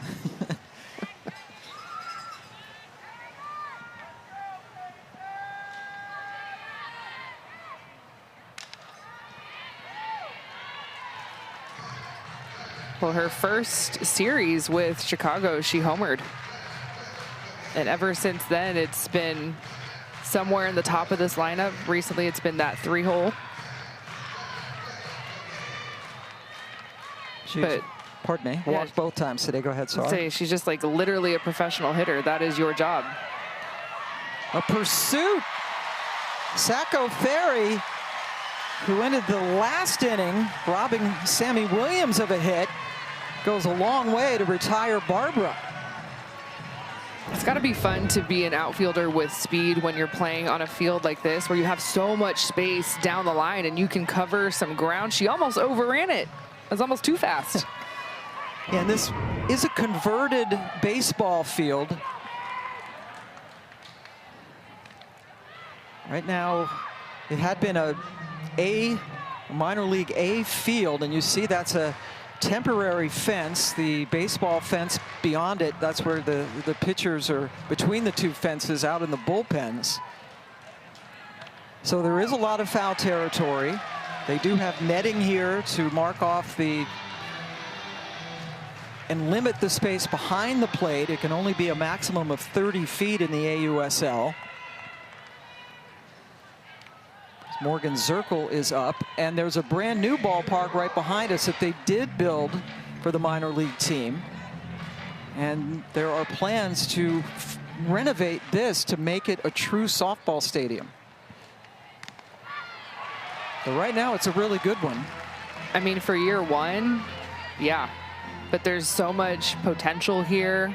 And with the fan turnout and just their first season, they've got to be very excited about the future here with professional softball. Megan Grant was positioned perfectly.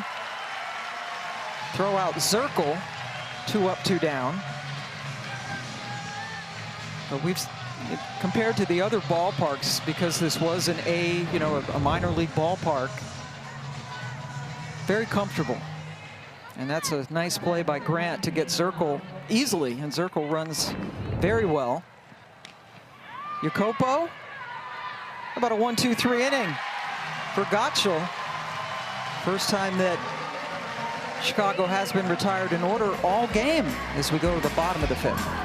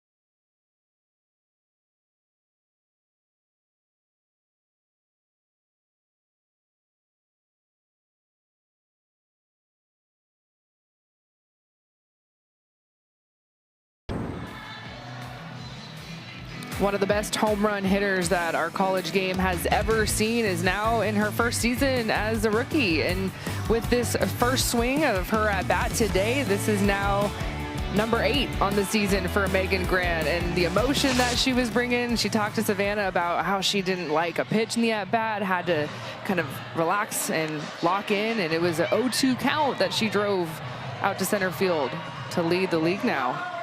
But yeah, this is what she does. She is a home run hitter. 42 last year at UCLA. Jackie Robinson played at UCLA, famously number 42. This season, the 8 home runs broke a 5-player tie for first with 7. And in addition to that being her 8th home run, she has extended her on-base streak to 14 straight games.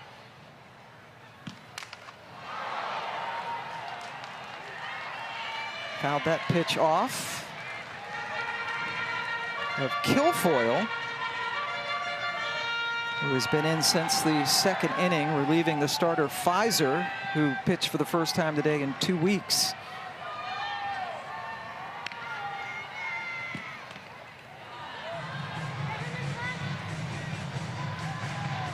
I like Grant's pre-pitch routine. It's kind of unique. It is unique.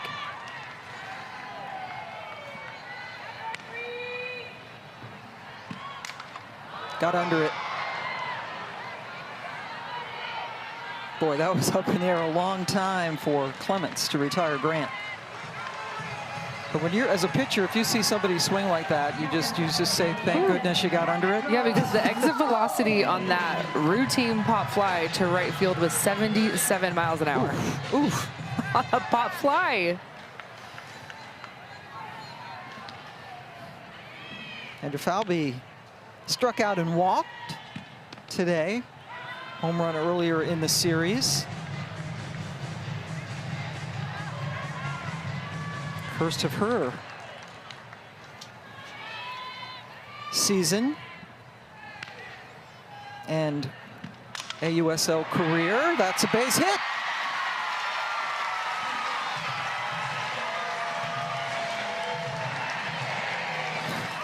Every time that there's a base hit for Portland, it's a 1, 2, 3, and you throw up the C's and say Cascade, and everyone is joining in on it, especially all of those fans on the first base side. There are a lot of fans that were lining up before this game started, and I'm starting to think it's because they want to make sure they get those seats on the first base side so they can join that cheer with their team. Be part of the home team. Erickson, unable to grab that pop-up.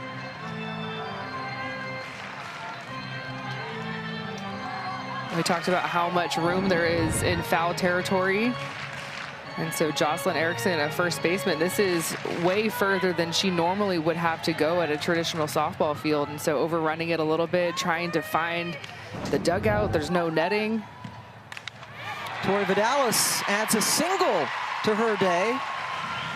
Also hit a home run. Very good series for Vidalis. 5 for 9 in this series, including a home run. And bears repeating that before that 5 for 9 weekend, she was coming in on a 1 for 27 slide.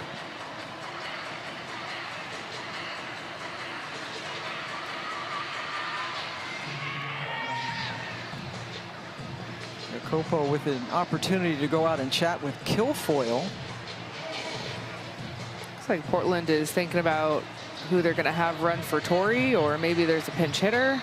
I see Kennedy Powell come into the plate. This is Kenley Cahalan's spot in the 7 part of the order.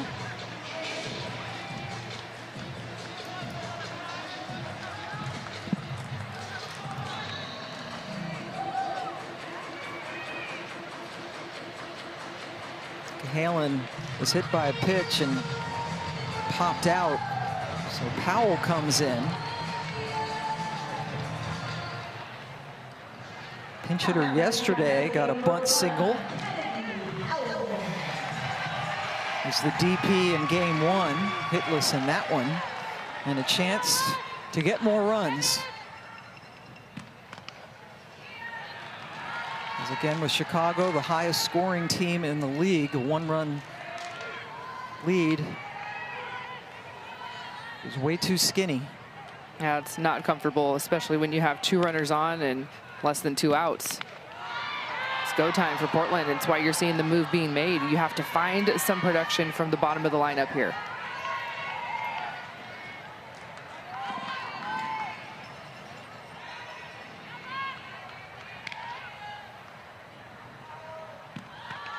Shows bunt.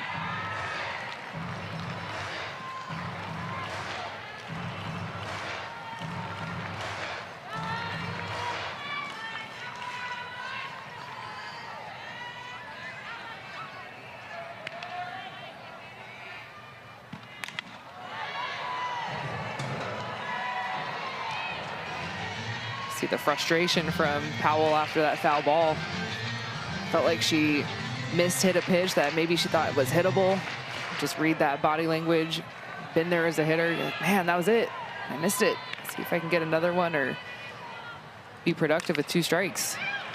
Cut off by Williams, who bobbled it. We're able to get Vidalis at second. Our runners on the corners with just 1 away.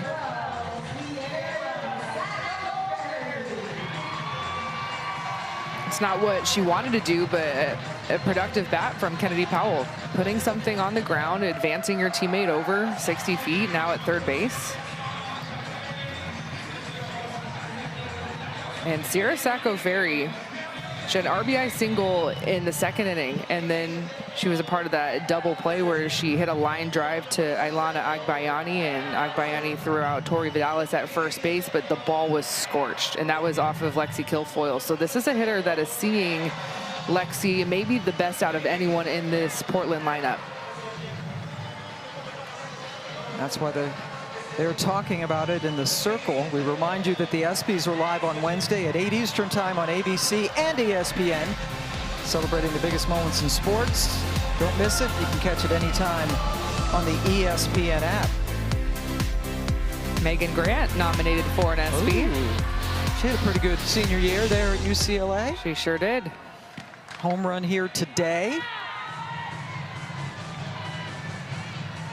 A big at bat with Sacco-Ferry. 2 away.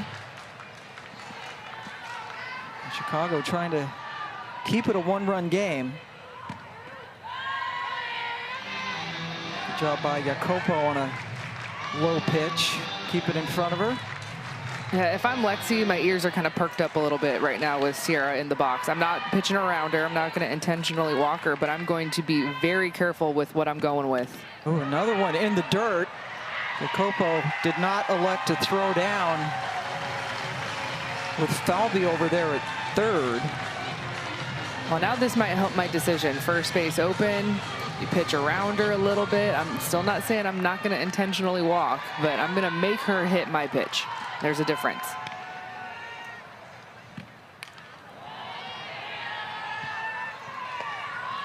There's been Kennedy Powell credited with a stolen base. That's an alert the media kind of statistic, because that's only their 3rd stolen base as a team all year. Get those stats up.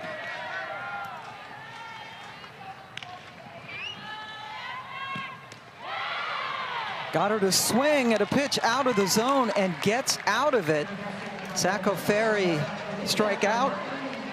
They strand 2. We go to the 6th.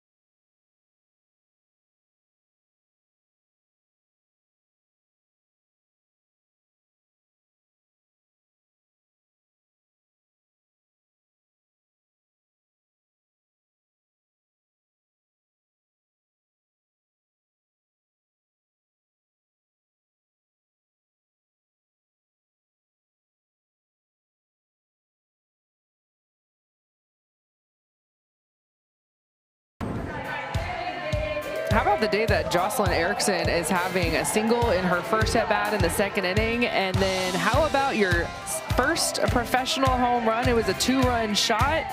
She's had a couple of good catches. I'm looking up my monitor, that's Sierra Sacco-Ferry, but she's also had a great day. So we're giving some love to everyone.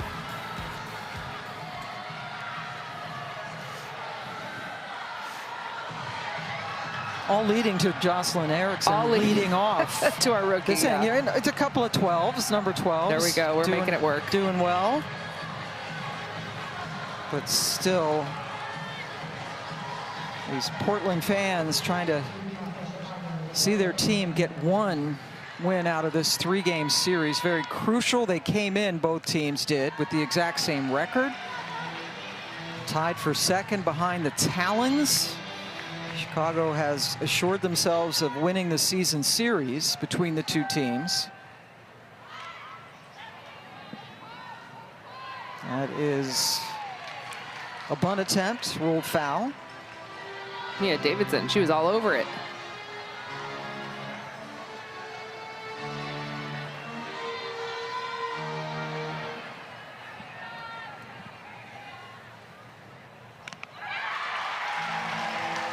Erickson goes down swinging to start the 6th. Second strikeout for Gottschall. Well, that was Jocelyn Erickson's first at-bat against Peyton Gottschall. So her success was off of the Portland starter, Carly Hoover, where she had that base hit and she had that 2-run home run. And ever since Peyton Gottschall has come in the 3rd inning, she settled in really nicely. Had a 3-up, 3-down in the 5th. She's kept this game in check. It's only given up 1 hit since coming in the 3rd. And look at her, she's pointing to the crowd like watching a fan make a catch. Just giving them some love. Nice play.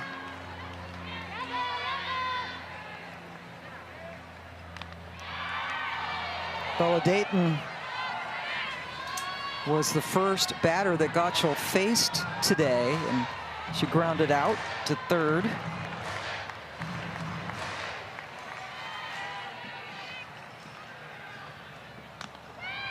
Oh, Davidson wanted that call. Framing it, holding it.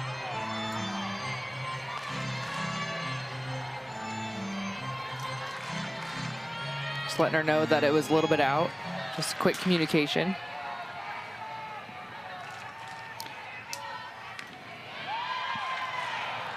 Count goes full.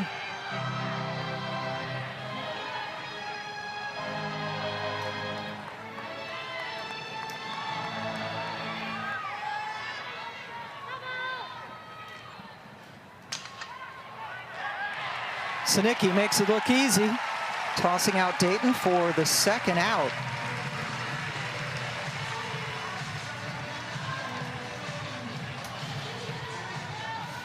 Peyton Gottschall, she continues to just feed her defense. Just the 2 strikeouts, but a lot of action to shortstop, 2nd base, 3rd base. She retired 6 straight batters since giving up her only hit. That was a Skylar Wallace single in the 4th. Has retired 9 of the 10 Bandits she has faced. Relieving Carly Hoover.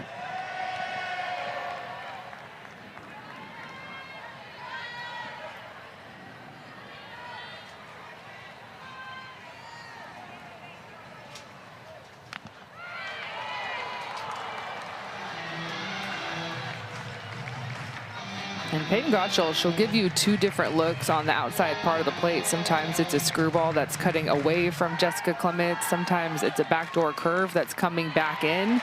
And she'll also run her curveball inside just like that. So she'll throw her curveball on both sides of the plate. So if you're looking away, you have to track what kind of movement you're getting. Are you getting the ball that's cutting back into you, or is the ball breaking away? That's a backdoor right there. Gottschall's 2nd strikeout of the inning, and she has been brilliant coming in to relieve Hoover and protecting that 1-run lead. I cannot stress enough about how important this game is for Portland. With the standings, they have a 1-run lead, and Peyton Gottschall is trying to keep that game a 1-run lead.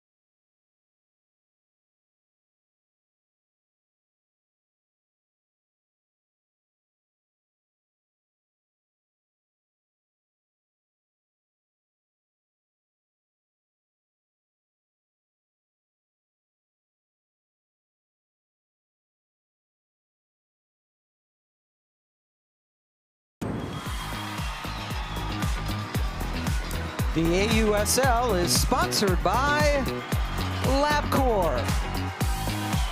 Paige Sinicki loading up on the rosin. Her team clinging to a 5-4 lead as we go to the bottom of the 6th inning. Athletes Unlimited Softball League season continues tomorrow night. Carolina, Texas at 7 Eastern on ESPN2. Tuesday night on ESPN2, it's the Spark and the Bolts. Catch them live, or you can stream them on the ESPN app as we are going into our final stretch run of the season. 25-game season. A 6-team league. First pitch, Sarah Willis coming in to hit for Davidson, and one pitch, she is retired.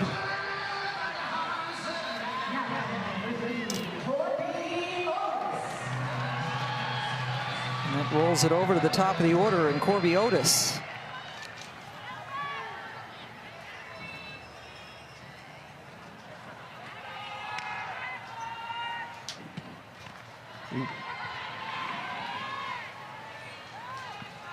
Starts her off with the 52-mile-an-hour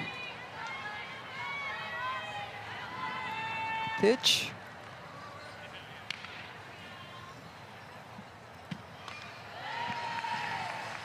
I've really seen Lexi work that off-speed pitch late in this ballgame. Seen a lot of weak contact off of that pitch.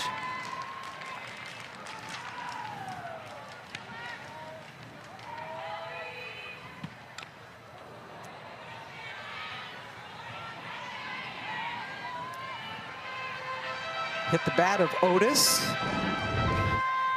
for an unintentional strike on her part. Trying to hold up. 1-2.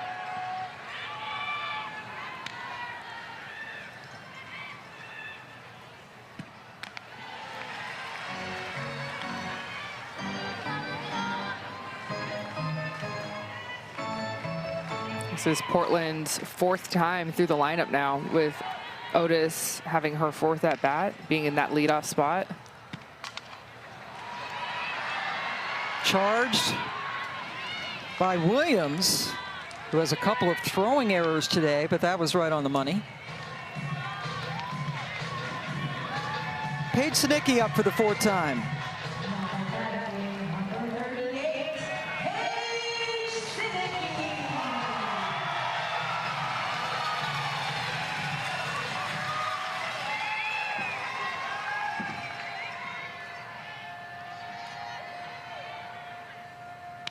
Williams and Erickson playing in at 3rd and 1st respectively, and starts her off with another off speed. Yeah, she's feeling that pitch right now. Throws her off speed off of her curveball. Tunnels just like a curve, breaking down, breaking away. 2 quick strikes.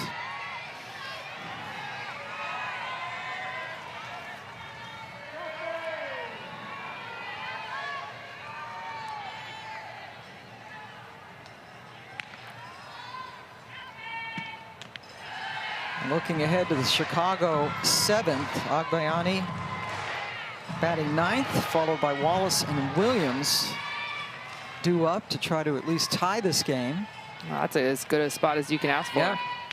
Agbayani's so good at getting on base, and the other 2 good at clearing them. Williams runs out of room, goes into the camera operator bay.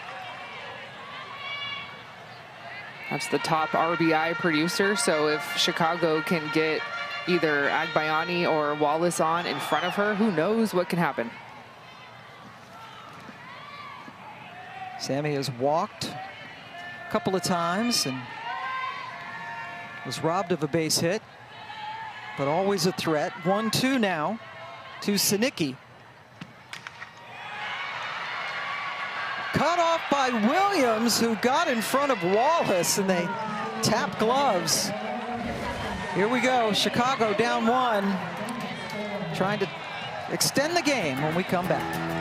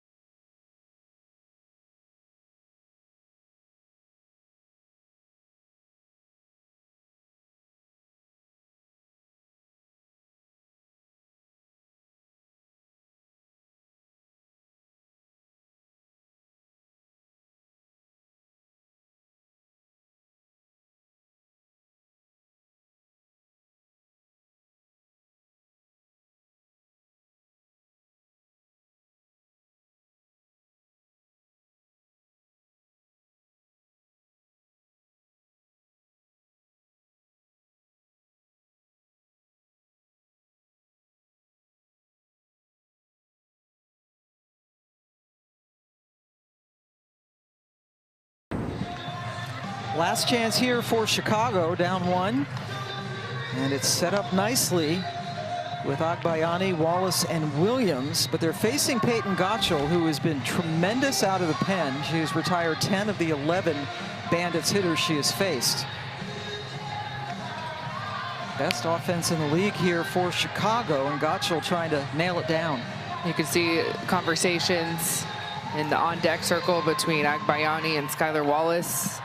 This is a confident team. This is as confident as you're going to find a group. And Peyton Gottschall, like you said, Pam, she's been stellar in relief. We'll see if she can close this thing out for Portland or if Chicago has one more comeback left in them.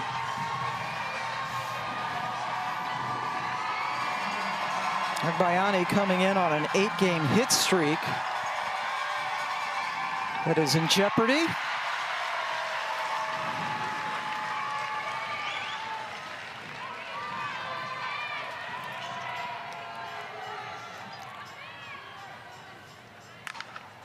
Backhanded by Grant, nice.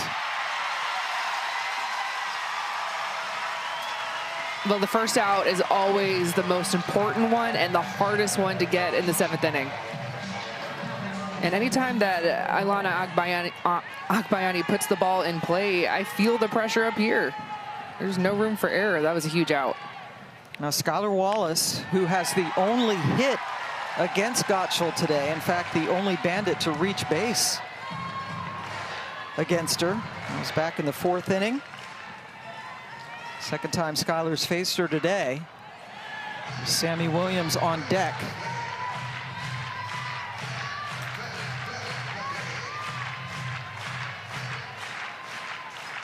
Chicago setting AUSL record yesterday with their 9th in a row, and they're 1 out away from that being broken. I think Wallace might want to challenge that. Cahalan threw her out, but Wallace wasn't so sure. Live, I thought she was safe.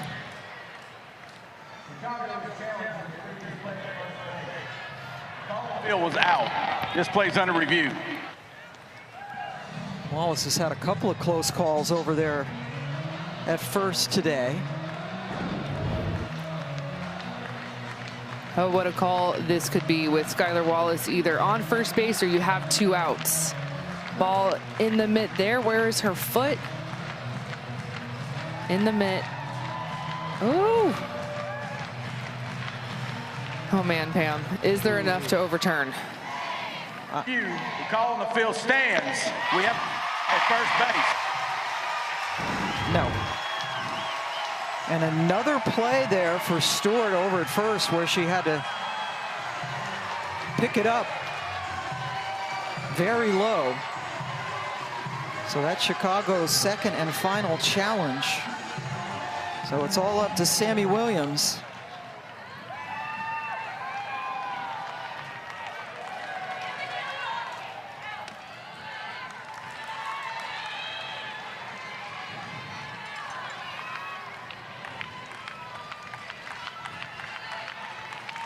Williams with the most runs driven in the league, the 2nd most home runs.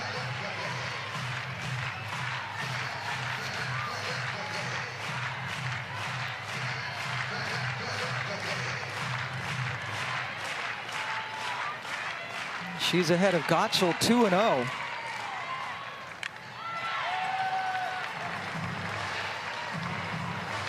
Well, I'm using that pitch if I'm Peyton Gottschall. That was a 2-0 count, a hitter's count, a ball that's way inside, and Sammy Williams expands her strike zone. That tells me a lot. I'm not going anywhere near the plate. Williams, solid single with 2 away.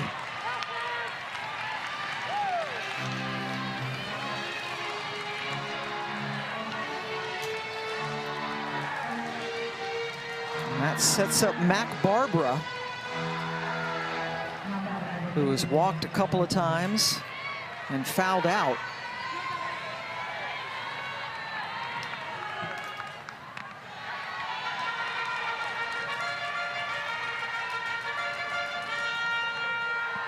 The Cascade have not lost a game when they took a lead into the 7th inning this year. They're 8-0.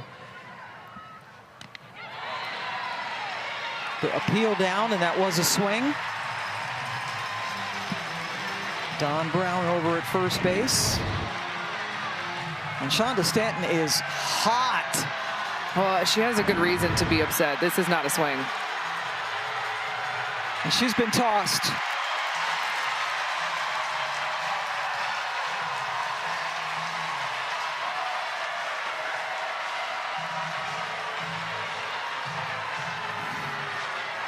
Stanton has had quite a few conversations with umpires during this game. All the close calls, the appeals have not worked out.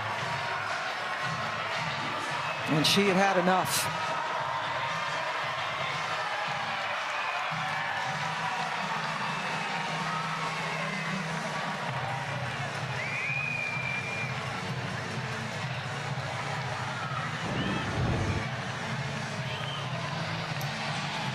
This is not a swing. No, I don't even think it was particularly close. No. So Stanton had a point. She got thrown out, and now the Cascade fans. Well, the fans are loving it. They're loving the drama, but both teams are having to take a moment here and re-lock in. Chicago's having to figure out who's coaching third base. Mac Barbara has to check back into her at bat. Peyton Gottschall was throwing a couple of pitches. I mean, this is the game. Barbara extends the game. Williams has to stop at second as Falvey got over there quickly. Back-to-back singles for Chicago, and here comes Morgan Zirkle. You knew it would not be easy, even with 2 outs. This is the best offense in the league. So if they have outs to go, they can make things happen. And how about Mac Barbara with all the drama, swing, no swing, next pitch, laces a single. Zirkle goes after the first pitch.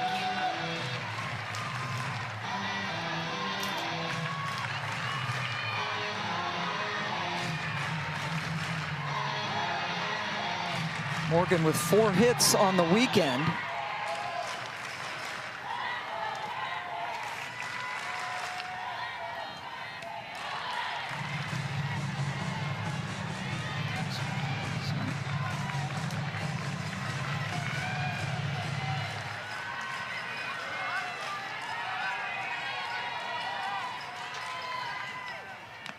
Zirkle held up on the ball.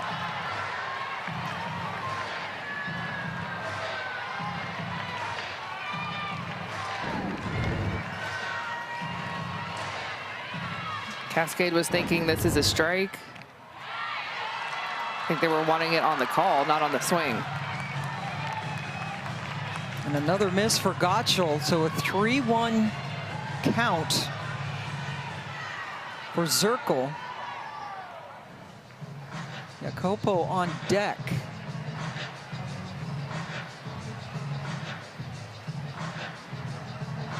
Mac Barber taking a little extra time down there at first. Walk things off.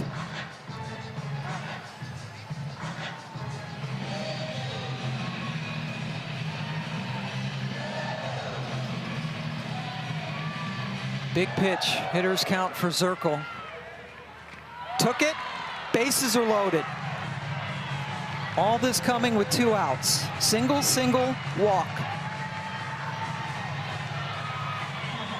After allowing just 1 base runner since she came on in the 3rd inning, 3 in a row get on against Gottschall here in the 7th. Jacopo 0 for 3. Utah and the Cascade are going to talk about it. Well, this is a hitter that is due. Mary Jacopo, she was riding a little bit of a hitting streak a couple of weeks ago. She had a couple of walk-off home runs, and just the last couple of games, I feel like she's cooled off a little bit. I'm looking down at my scorebook. She's had 2 ground outs to the pitcher and then grounded out into a double play. And so I'm sure that Portland is talking about that and going out to calm this situation down and just feed that to Peyton Gottschall. Keep the ball low in the zone, trust your defense, and let's go. Jacopo has not gotten a hit in any game in this 3-game series. And there's the standings, how important this has been. Both teams came in 11-7 on the season. Chicago taking the first 2, starting today just 1 game behind Utah, who plays later today. Top 3, pardon me, get in, so very, very big. Yeah, I was gonna say, you see the asterisk, and next to Utah, they are already in, and so those last 2 spots are up for grabs, and these are the teams that are in the driver's seats. Both of these 2 teams will have 4 games remaining on the schedule after this series. Gottschall starts it off with a strike.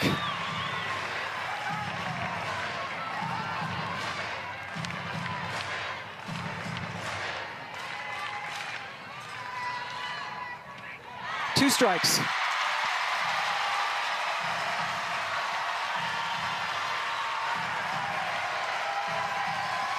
The crowd's getting on their feet here.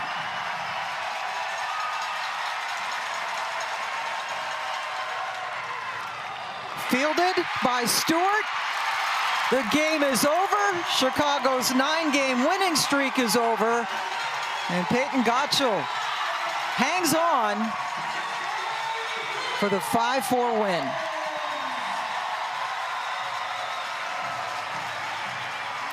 Well, this crowd, they had to wait a little bit for the first win of this season for Cascade over Chicago. It was so important for Portland to not get swept. And this is the hottest team in the league, Chicago is, so somebody's got to do it. Somebody's got to break that win streak, and man, it took until the last at-bat, 7th inning, bases were loaded, but we've got to talk about Peyton Gottschall. She comes in the 3rd inning, only giving up 3 base hits, no runs, 3 strikeouts, and just shut the door. You see the high five to Carly Hoover, who was the starter. Thanks for having my back. Yep. Hoover made her 4th appearance in 5 days here. Chicago now 1.5 games behind Utah. Portland 2.5 games.